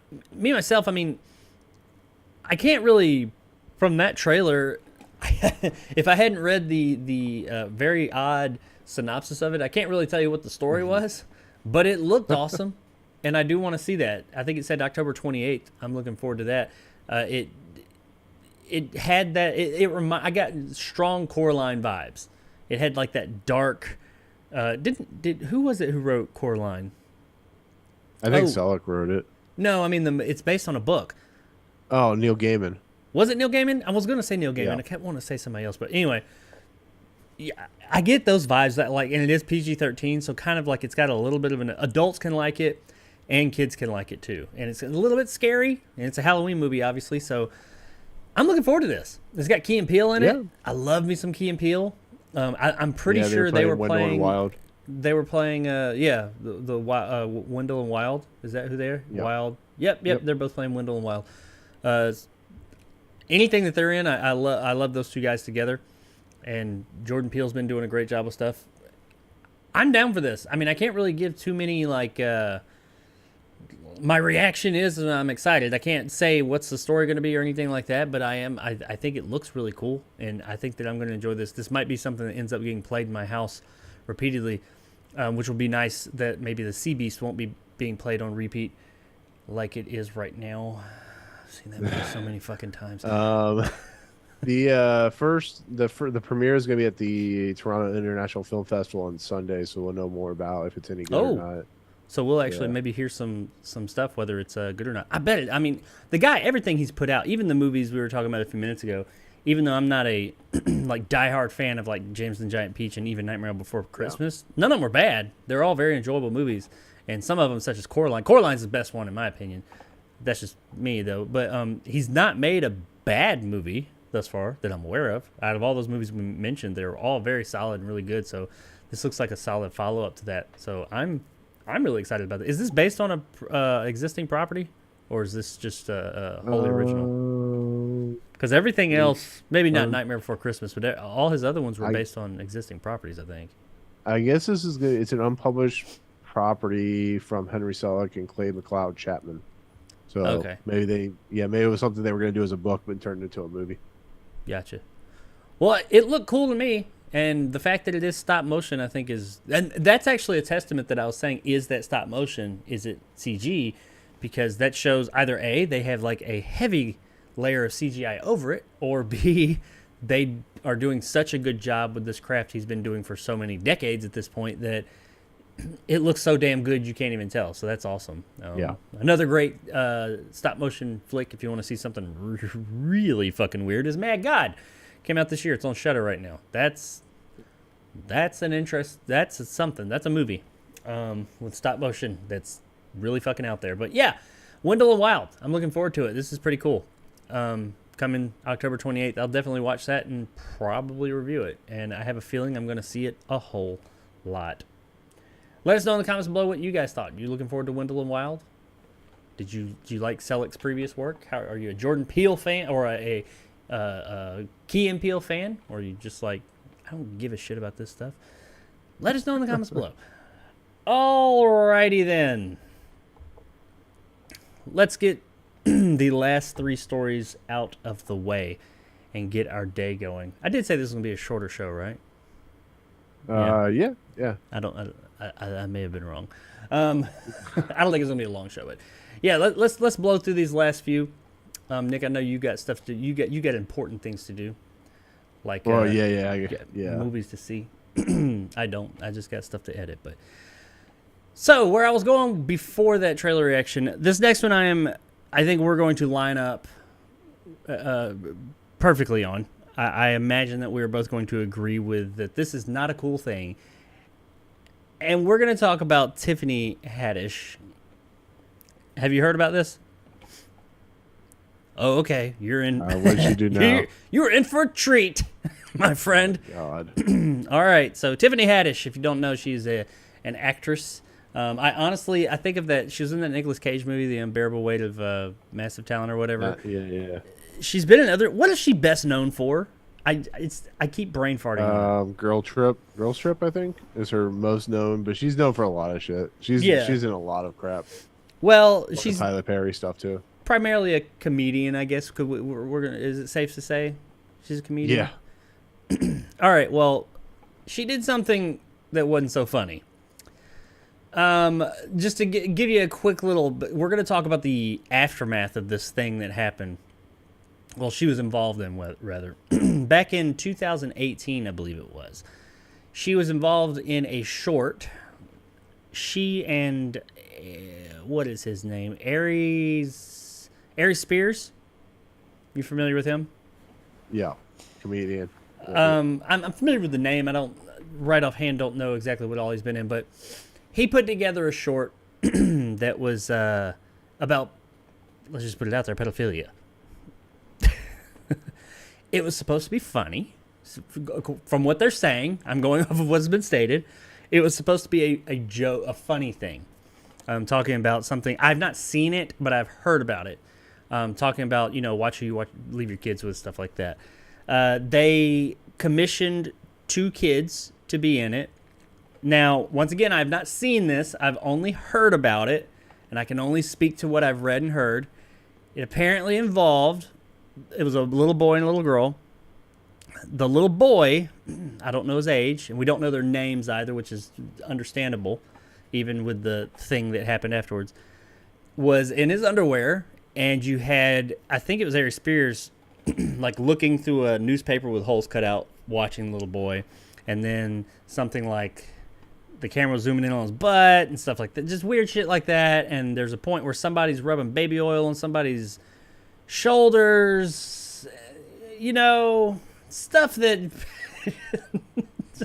not okay stuff. In what world do you think this is okay? The things that I heard about that were in this thing, I was like, Who thought this was a good idea?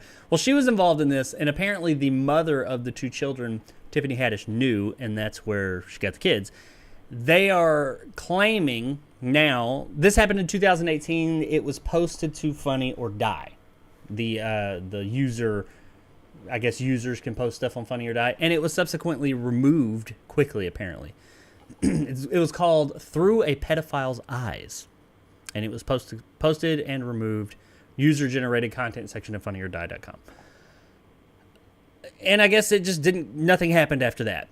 And now a case is being filed by the daughter, who is now older, I guess. She is filing a case on the mother's behalf and for her younger brother. I guess the daughter, the girl was older. But that's where these kids came from. Is their mother knew Tiffany Haddish, and she left them with her.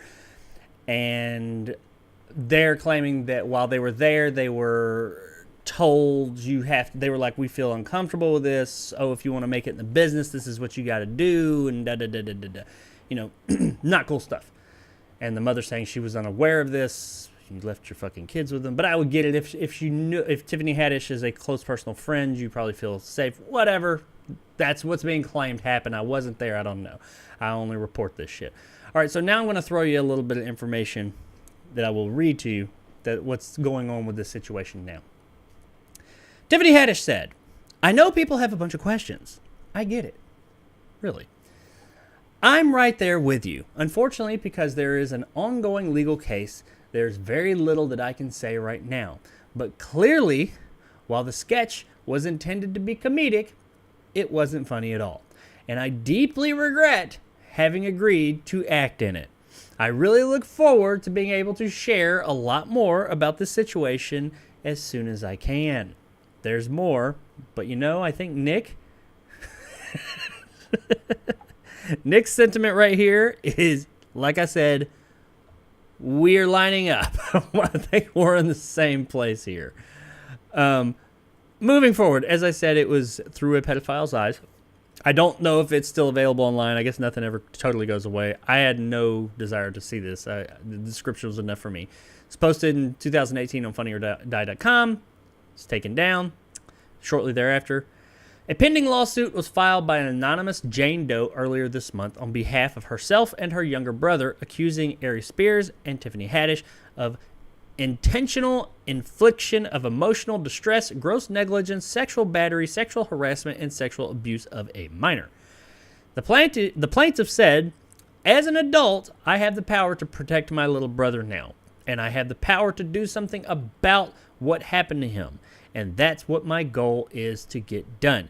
Just to show my little brother that, hey, I'm so sorry I wasn't able to protect you and be there for you then, but this is how I'm showing up for you now. I'm assuming that it's the sister that was there as well, and I think that the sister is now in law. I don't really know, but moving on. Haddish's legal team responded.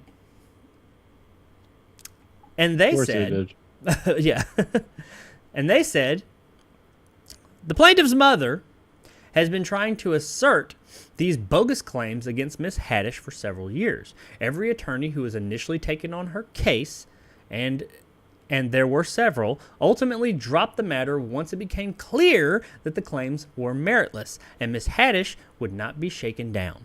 Now, the mother has her adult daughter representing herself in this lawsuit. The two of them will together face the consequences of pursuing this frivolous action. So, cheery story. Nick. Now, once again, nothing has been proved here, but these are some heavy allegations. I'm going to throw that out there. I'm going to say that this is, you can do a lot of stuff, okay, people? You can do a lot of stuff, but leave the kids alone. You start fucking with the kids, you ain't gonna have nobody on your side, okay? Not saying they did it, because nothing has been proven yet, but it ain't looking good. These are some hefty claims. And I don't know how, all of this stuff, as I said, I'm reading it. I do not know the validity of any of this. For all I know, the mother, the brother, and the sister and all that, they're all full of shit, and they're just trying to get it paid. For all I know, Haddish and Spears are fucking grooming kids. I don't know. I can only tell you what is put out there for us to know. But based on all of that, because now that you have the same information that I do, and also I've heard things about these two people, once again, just heard things, that maybe they're not the best people in the world. What do you think, Nick? What's your take on this? You know how all the time I bagged on Ezra Miller in The Flash, and I was never going to see The Flash. Maybe I was wrong. Maybe maybe I'll go see The Flash now. He just had babies gargling bullets. That's it. Yeah. No. We were talking earlier about the Power of the Ring stuff, or the Rings of Power, and how the world of the internet has changed things. The stuff that comes out now about celebrities, it makes you realize that being like the world of Hollywood is as bad as you've heard. And like you said, until proven guilty, you can't really say if this is true or not. But if this is true, man, I can say that it's picture? Fucked up and it ain't looking good. Oh my God, it's I just can't. I don't get it. I don't get how you have. I'm with you. What do you say to this? I can't say anything because it just doesn't. There's as somebody who says stupid shit a lot of times and isn't the most perfect person, I can't understand why people think they can get away with this nonsense. And if it's true, what is it? I can tell you this much. You know what I'm gonna do? I'm gonna start watching movies and just kind of stare at a wall for the rest of my life because this shit's ridiculous. I'll tell you what, I can say this much, and this is not just me talking shit. People could say I'm inciting violence. I don't really give a fuck. As a parent of many children, I can say that if something like this actually did happen, and I knew it for a fact, it wasn't an allegation, I was believing someone, I was involved, I knew this person did this to my child, there wouldn't be no lawsuit. I'd fucking kill you. I would fucking kill you. You can, maybe I'm not supposed to say that on YouTube. I don't know. I guarantee you, if anyone ever did anything like that to one of my kids, I'm not going to come after you with the law. No. We're going to get some old justice. And that's exactly how it would go down. Now, I'm not saying that this mother and sister and all that are wrong for the direction they're taking. I can only speak for myself. I just know that I would go into a blind rage, and I would wake up, and there'd be lots of blood, and somebody wouldn't be with us anymore because fuck that, man. Why are you fucking with the kids? I mean, you shouldn't fuck with anybody. Let's be real. This kind of shit you don't do to anybody. But leave fucking kids alone, man. What the fuck? And if they are doing this shit, once again, like you said, like I said, I can't substantiate any of it. I can only go off of what I'm reading. And there's been plenty of claims about people thrown out there in the world in the past few years that could or could not be true. I mean, the whole Johnny Depp, Amber Heard thing, we see that things are not always as they seem. Regardless of what way you think that went, I think everybody can admit with that trial, things weren't as they were initially put out there. I'm not saying he was right or she was wrong or any of that, but it wasn't what we initially saw. There was a lot more nuance to it. With something like this, there's no nuance when it comes to fucking around with kids and doing this kind of shit. And if they even did this in the slightest, and the thing that really gets me about it and that makes me lend a bit of validity to it, and I'm not trying to throw fuel on this fire, and I'm not telling people, oh, it's true, it's true. No, I'm still saying I have no idea. Is Tiffany Haddish's response. I know you got questions and all that, I do too, blah, blah, blah, all that shit, fine. And even her saying I can't talk about it. It's in court. I get that. You're not supposed to talk about shit like that. And her publicist probably like, don't say shit. It's the part where she says, because I'm going off of the description I had of this short, this Funny or Die short. Or it wasn't Funny or Die. I don't want to put their name in it. It was put on Funny or Die. The short that they made. Some of the things, even if they were being drummed up, the fact of the matter, there was a kid in his underwear and some dude checking him out and there's rubbing baby oil on people. These things happened. I don't give a fuck what the context is. And I understand comedy is supposed to offend and shock. This is a different level. And you're doing this with a real child. I mean, it's not like an adult dressed as a child like they used to do on The Living Color and stuff like that. You know, I loved In Living Color, but they'd always have like, it showed like a classroom. It was always adults acting like kids, that kind of thing. That you could get away with something in an environment like, you can talk about these things and even have them be funny, even though it's not funny subjects, but you know what I mean. But you can't actually use real fucking kids. That's not okay, especially when you're doing the thing to them in real life that you're sitting here talking about in this short. But she said, where was it? Clearly, while this sketch was intended to be comedic, it wasn't funny at all, and I deeply regret having acted in it. So she's pretty much saying at the time I thought it was funny.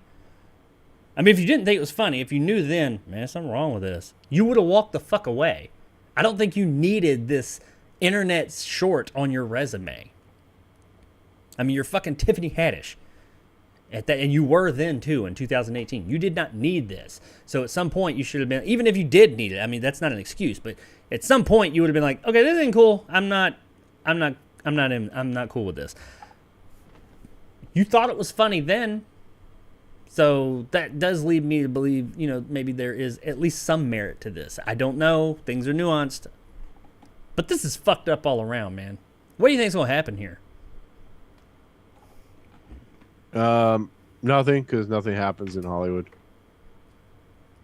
You don't think it'll be like canceled or something like that? Oh, they'll probably be canceled for 3 months, and then like, oh, we forgive you. Forgive you for fucking with the kids. That's fucking sick. Yeah. It is. It's not saying that it does say, you know, it throws out sexual battery, sexual harassment, and sexual abuse. It's not saying they like molested the kids or anything. But that's not a positive to the situation. I mean, they still did things that traumatized this young kid. I mean, sitting there like having them in their underwear with all these cameras and people around them and acting like pedophiles and doing weird shit. That fucks with kids, man. Stop fucking with the kids. Leave the fucking kids alone. God damn. Get the fuck out of here. I don't know. You need to watch The Simpsons. Will somebody please think of the children? Yeah, think of the children. Jesus. But anyway, there's not really a lot more to say about this. No, this is not cool, man. This is not cool. I'm not going to sit there and follow this thing beat for beat, but I am curious to know what direction it goes. I want to see what proof they come up with, what happens to these people. Because if they are fucking with kids, they need to get the fuck out. They are taking legal action. I'm curious as to what happens then. If they're found guilty of this stuff, I mean, is this a criminal like case at that point? Or is this, because it's a lawsuit right now. Lawsuits are, I guess you could have criminal lawsuits. I don't know my law enough. I know that typically lawsuits are more, we want, reparations for whatever was done to us. But these are criminal charges. I mean, if someone is found guilty of gross negligence, sexual battery, sexual harassment, and sexual abuse of a minor, I feel like at what point does the actual law get involved and say, hey, come over here, let's talk for a minute. You were found guilty of this. We need to talk about it. So I don't know, but we'll find out. I'll keep my ear to the ground. I don't think we're going to find out anytime soon. I mean, they're rich; they will be able to keep this out of court for a while. But eventually, if it's there already, it will go, or maybe it might disappear. We might find out, and I apologize if we find out. Oh, they were all full of shit. They're just trying to get money. Then that's bad on their behalf because they're still. If this is these people just trying to exploit these rich people to get money, that is still them exploiting this child, because the child, the little boy, is the main victim here, using him to get money about this situation. So that's still abuse, in my opinion. Leave the fucking kids alone all around. That's all I gotta say. Let us know in the comments below. Unless you got something else to add to this. Yeah, No, as you can see, I'm very quiet because I don't want to go in a 6-hour diatribe. Oh, I know, and that's why I got to stop myself because there's just nothing good. I will not have anything positive to say about this. Yeah. But let us know in the comments below what you guys' thoughts of this are. I'll let you know now I don't censor things, but if you start putting some shit down there trying to like defend any type of like not these people, because it's not 100%, but defend some type of like fucking with kids shit, yeah, I'll take your fucking comment. I will censor that. But my channel, let us know what you thought of this. What you think? Do you think that they did this? Do you think that they didn't? Do you think it's just the plaintiff trying to get money? What's going on here? Let us know in the comments below. Okay, on to something something a bit more, I guess, lighthearted. Definitely not that dark, that's for sure. That nightmare as a child. Let's talk about Chris Pine and Harry Styles, because everybody is, because this is the big hard-hitting things that are going on in the world right now. So, Nick, you heard about this, right? Yep. Harry Styles getting Yep. spitty. Yep. For those of you that don't know, there's a video. What's it called? Don't Worry, Darling. That's the name of the movie, right? Yeah. Don't worry, darling. Yeah, Olivia Wilde's new movie, Don't Worry, Darling, which has had all kinds of controversy going on behind the scenes, with supposedly Harry Styles, which is in the movie. Harry Styles, Florence. Is it Florence Pugh? Is it Pugh or Poe? You. Okay, that's what I've been saying, but I heard somebody refer. I've heard a couple people say Poe, but Florence Pugh, Chris Pine, Harry Styles, Olivia Wilde's movie. Apparently, I mean, not apparently. Some people were accusing Olivia Wilde of sleeping with Harry Styles while the movie was being made, and I think they're both married, or she's married. I don't know, but having an affair. And Chris Pine was apparently saying, hey, that's not cool, not very professional. Florence Pugh was just pretty much over the whole fucking thing and just like, I don't want anything to do with this. She's showing up late to premieres and all that and this. Though she was coming from another fucking country where she was shooting another movie, aka Dune 2. So maybe that had something to do with it. I don't know. But just a shit show all around. And they went into, I guess Chris Pine and Harry Styles were going to be sitting next to each other in the theater that was premiering the film. And there's video of Harry Styles walking up because people were already saying there was some type of, they were at odds with each other. And as Chris Pine is sitting there clapping, it appears that Harry Styles walks up and spits like kind of in his lap and then sits down. And Chris Pine is kind of like, the fuck? That's what it looks like. Now, would I have seen that had someone not said it? I can't say because someone said it and then I saw the video. But that's what people were running with, that Chris Pine gets spat upon by Harry Styles because of drama. Well, apparently, Chris Pine's camp has spoken out now and says, Pine's rep said, this is a ridiculous story, a complete fabrication and the result of an odd online illusion that is clearly deceiving and allows for foolish speculation. Just to be clear, Harry Styles did not spit on Chris Pine. There's nothing but respect between these two men, and any suggestion otherwise is a blatant attempt to create drama that simply does not exist. You think this is true, Nick? Do you think it happened, or do you think they're trying to save face? Some people saying they're saving face. Who knows? It's Hollywood. I mean, Chris Pine probably got spit on many times, so he's just like, cool, man, I don't want to be here anyways. You know, he looks like he's on acid or some kind of like, you know, muscle relaxer. He just doesn't look like he cares. I just think it looks like he picks up his glasses. Like he realized he dropped his glasses because he's too tired or just doesn't give a shit. I don't know, but there was something definitely going on. I will say that story. If you've seen the Chris Pine like astro projecting memes, the dude was just not there. Not like he was high. Like he didn't give a fuck.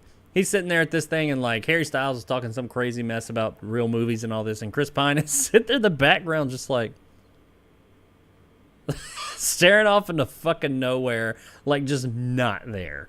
I mean, that I'm not saying that had anything to do with Harry Styles, but I don't know either of them. I do think I found it odd that, and maybe I'm just thinking, maybe I'm violent, but I know if like this little fucker came up and spit on me in front of like all them people, some hands finna be thrown. I know that. Like, I wouldn't have just gone, oh. So I mean, maybe he wasn't spit on. I don't know, but his reps are saying he was not. Chris Pine's not a small guy either. Maybe he's just nonviolence. But I feel like Chris Pine could. I feel like Chris Pine could take Harry Styles. So I feel like if he spit on him, he would. Do something. I think Chris Pine just wanted to leave. Like, I don't even think he cared at that point. I think he's just like, I just want to get out of here. If you got spit on, you probably didn't realize it. Yeah. He's just like, hey, I saw you in that music video where you dress like a woman. Like, spits on him.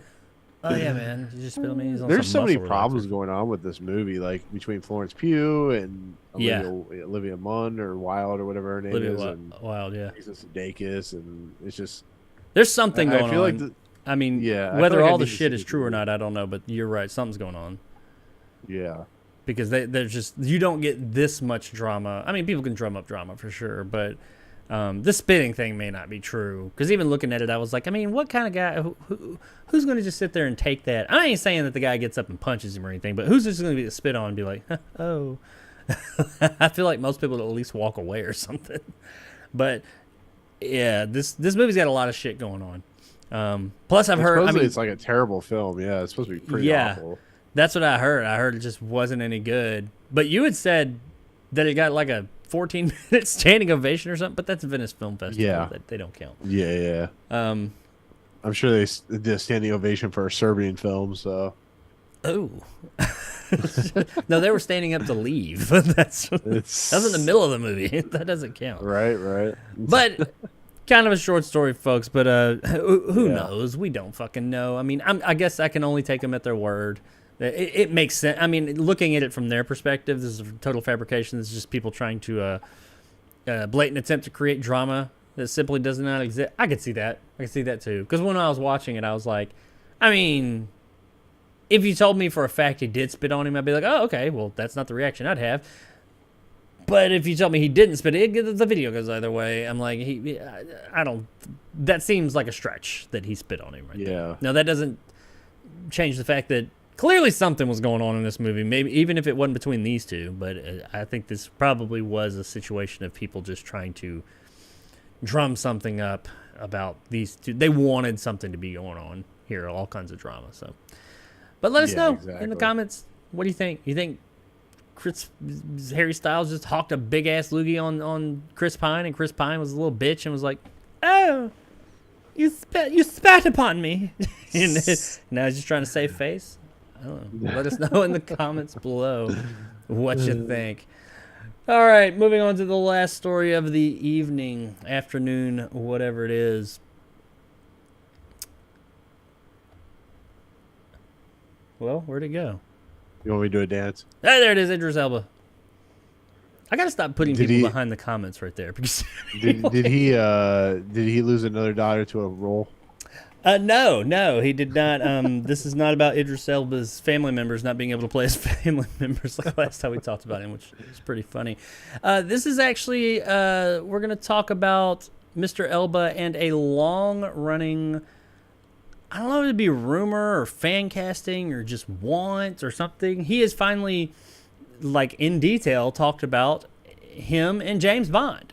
If you didn't know, people for quite a while have been saying, and I don't know if these comments come from one of the main producers of James Bond said at some point in time they weren't opposed to James Bond being played by someone who wasn't a white guy. They did say that they want the character to be male. That is one thing that even this woman who, I can't remember her name, I don't have it in front of me, but she said, we want James Bond to be decidedly male, but we're not opposed to him being played by an African-American, or African. Idris Elba's not African-American, he's British, so you can't really call him a black guy. Okay, it's not, just call me a white guy, I'm not offended, people just, let's be a little bit looser here. But they're not opposed to him being played by someone who's not a white guy. And people have been clamoring for Idris Elba to be that. Now, me, myself, personally, I like James Bond. I used to love James Bond. But I could see it because I really like Idris Elba. And as long as they're not just doing like the Superman route where, hey, we're just going to make Black James Bond, now let's write a script. If they just have a script and they say, hey, this guy would be good for it and he happens to be a black guy, fine. I mean, I just wanted to make a good movie, and then cast the right person. I think Idris Elba could be a really good James Bond. I really like Idris Elba. He's British. Too old, man. Yeah, well, yeah. He's like 50 years old now. Like, well, wasn't Pierce Brosnan like 50? Well, but Pierce Brosnan was in an era of like. No, I guess that's true. I still don't want Idris Elba. It's not that I don't like Idris Elba, but I'm like, why don't they find somebody that? This is what I like about Doctor Who casting. They find people that aren't Idris Elba or Henry Cavill, or find somebody different. Find somebody who you think could be cool as a, that you aren't expecting. That's why Daniel Craig was so good as James Bond, even though like 3 of his films sucked. It was such a uncharacteristic casting choice. Well, blonde and blue eyes, you know. they might not have a choice as far as Idris Elba goes. People have been saying this rumor or fan casting. It's been rumors and fan casting for a long time that Idris Elba, next James Bond, he's going to be James Bond. He should be James Bond. We want him to be James Bond. Well, Idris Elba says, James Bond. I'm not your guy. He said, I ain't the one. Too busy fighting lions and tigers and bears. Oh my! Yeah, oh my, he's busy in South Africa fighting a big ass tiger with his fake daughter. Elba said of playing 007, "It is not a goal for my career. I don't think that, playing Bond will satisfy some of my personal goals. It will definitely satisfy the will of a nation. I'm not going to lie. Every corner of the world I go, and I'm talking about different cultures, they always go Bond. And I feel it is beyond me at this junction. It's beyond me. It's not a question of should I, do I, will I. It is what the will of the nation dictates sometimes." So he had some other things to say, talking about, how people, it's become, they've been saying this so long that it's almost like people just say it at this point and all this, and people are saying they want him to be the first black Bond, black Bond, black Bond, black Bond. He said something really prolific, I thought.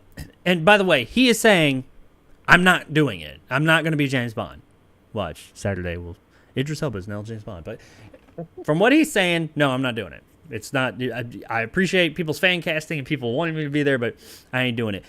He went on to say, and he was on a show with, I think it was a podcast or a talk show with some other people, and he presented a question to them. He said, let me throw a question out at you guys.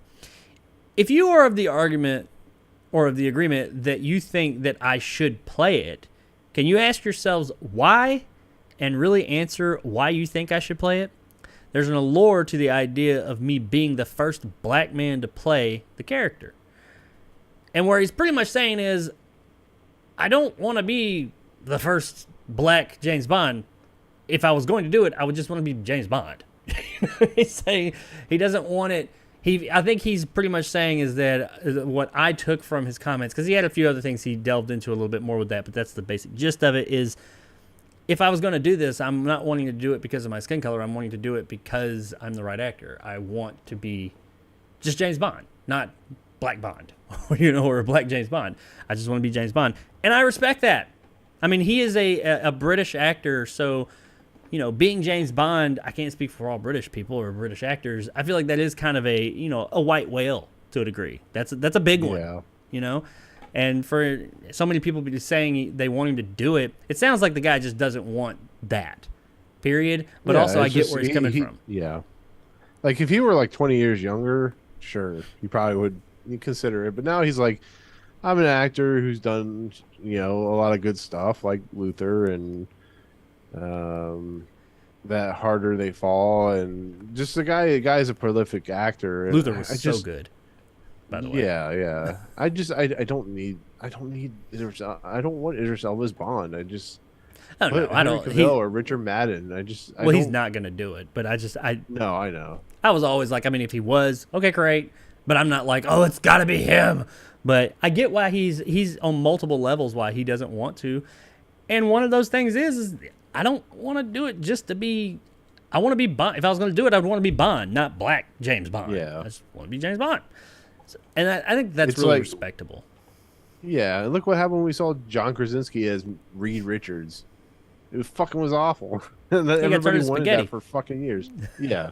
It's probably why one of the reasons he's not coming back to do it. Well, supposedly he's not going to do it. Yeah. But yeah, for those of you, I guess, fairly short thing. I think that's. I don't think this is going to put an end to it. I think some people are still going to be like, oh, he's just deflecting. He's just deflecting. And until they cast somebody else in the role, I think that people are going to continue to say it, but maybe it'll quell some of it, and people let up on the Idris Elba as the next James Bond whole thing. But I do think it's really admirable of him saying, one of his reasons, at least, for not wanting to do it. And it sounds like one of them is just, I don't want to fucking do it. It's not that's not my thing. I don't want to do that. And that's cool, too. Hell, he's Idris fucking Elba. He's 50. I think he just turned 50, by the way, like in the past couple of days. So, he do whatever the hell he wants. He don't want to be James Bond. He ain't gonna be James Bond. He should be a James Bond villain, maybe. I don't know. I think he already did that in Hobbs and Shaw or whatever. So Oh, there's Black Superman in that.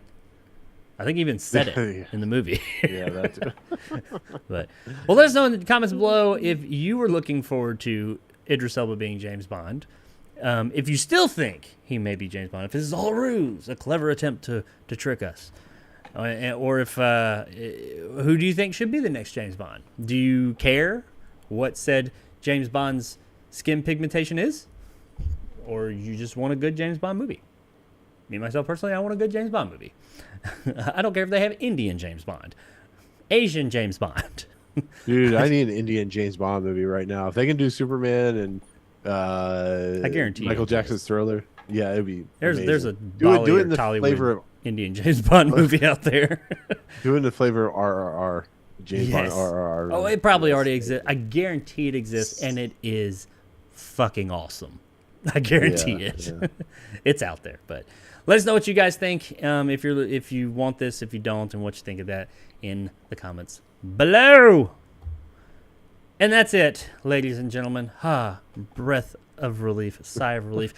Coming in right under 2 hours. That's what I'm talking about. That's the goal. But yeah, not a lot going on this week. That lasted a lot longer than I expected. I'll be straight up honest with you guys. I was thinking an hour and a half is gonna be tough on this one, but we made it for 2 hours. I don't know if that's a testament to our wonderful reporting, or just that I don't shut the fuck up sometimes.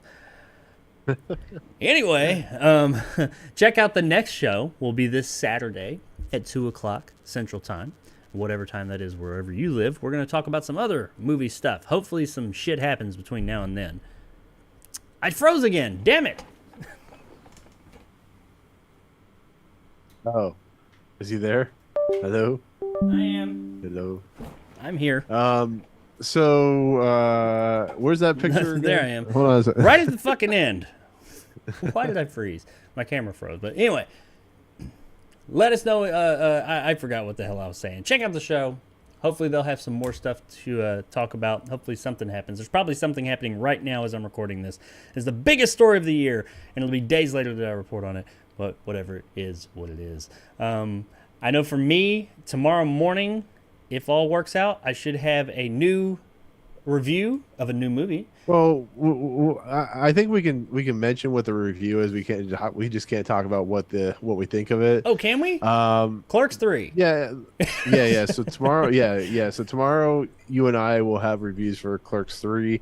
Can't talk about like what we think of it, but let's just say Any idea? it comes tomorrow, 10 a.m. my time, 9 a.m. your time. So look forward to that. There'll be a whole bunch of reviews. I'm sure out for it. We've been sitting on this for. Yeah, I've been selling this for like 3 weeks now. So Yeah, I I think can't wait I to haven't been talk quite that about long. it. I've been like 2 weeks or a week and a half or something. But yeah. So been wanting to talk about this If you're- movie, and we'll be able to Yeah. tomorrow. and then I guess we'll. I did say on my I was gonna say I did say on my like my review that I think we'll talk about spoilers next week when the movie cool. releases. So Yeah, we the embargo on the film is tomorrow, but there's kind of sort of an embargo on spoilers that's a little bit further out. So not this Saturday, but Wednesday, right? Next Wednesday we should be clear. yeah, whenever the Fathom Events thing is next week. Okay, I think That's the next 13th. so a week from today you'll get both of ours on our respective channels, our reviews of our spoiler-free reviews of the film tomorrow, and then next Wednesday on the show we will probably talk about spoilers, just some stuff. Yeah. We'll talk about it more freely for a little bit. Not like a full Yeah. review, but we'll talk about it for a little bit because there's some things that need to be talked about. Yeah. But that's tomorrow But, and next Wednesday. yeah. And I guess then, that's a good segue into what I'm sorry, what were you saying? Oh no, go ahead. I was just gonna say, you can. Besides that, what else you got coming your way, Nick? That you can talk about? I posted my Cobra Kai non-spoiler review. Check out that. Everybody go Barbarian. tell I'm him seeing how he's wrong for not telling them what happens in the yeah, season. exactly. There's a couple other films I forgot what they are. I think I can't talk about it, but there's a Netflix show that I'm watching right now, which comes out next week. So, other than that, yeah. Like I said, I posted my See How They Run review today, which is that Agatha Christie murder mystery movie. So, yeah. Other than that, just on Movie Emporium. So, right on. Yeah, everybody check out the Pleasure Emporium with Nick. He's got all kinds of great reviews over there of new stuff. I don't. But I do have that Jesus Christ Vampire Hunter cut down review, more digestible version will be either tomorrow, probably Friday, honestly. I ain't gonna lie. I don't know if I want to release 2 full-on reviews in one day, so probably Friday that'll come. But tomorrow will definitely be the Clerks 3 one. And I have a couple of other ones that I may or may not get to. So you may or may not get other original content from me. But you'll definitely get more bite-sized versions of what we talked about today. So if you weren't able to stay for the whole show or you didn't see it all, you don't have to go back. I mean, I'd love for you to. But you can just stay tuned to the channel, and you'll get some cut-down little shorter versions of that over the course of the next few days. But definitely check us out on both of our social networks and stuff. I'm over on Twitter at RedNeville2, and I'm on Facebook. I think it's just under Jacob Anders. I don't ever go there. I mean, if you put something on there, I'll be alerted to it and I'll check it, but I'm over there. And of course, YouTube right here where you're at now. And, memberships are open on the channel. A few of you, I got Antonio Sanders, who is also another YouTuber. He has joined my memberships. Thank you very much for that, Antonio. Also have Terrific. He always changes the first part of that. It's always something terrific. But Terrific, as he's been a long time listener of the listener, I don't know, of my channel. He is part of it. And anybody else, I don't know right now, it's probably all. But feel free if you want to support the channel. I've only got 1 tier right now. It's a low-level tier, and more tiers coming later. But if you're wanting to support the channel, beyond just, of course, coming and subscribing and watching, feel free to do that. But don't feel as if you need to. If you want to, that's awesome. If not, I'm just happy that you're here. And that's about all I got. Nick, thank you much, sir, for showing up. I know you got shit to do. You got something. I'm not gonna say what it is, but I'm very jealous of something you're doing today. Son of a bitch. You get to see something I want to see, but it is what it is. I'll see yes, I'm going to watch porn. No, I'm kidding. No, I can see that. Plenty of that. But no.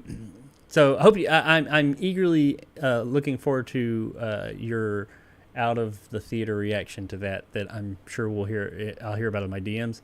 So hopefully I hear good things because it looked good.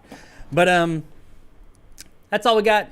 Thanks for hanging out on the show, guys. Really appreciate it. Check out Nick's channel and check out my channel, which you already are. And we'll be back Saturday with more shit. Bye.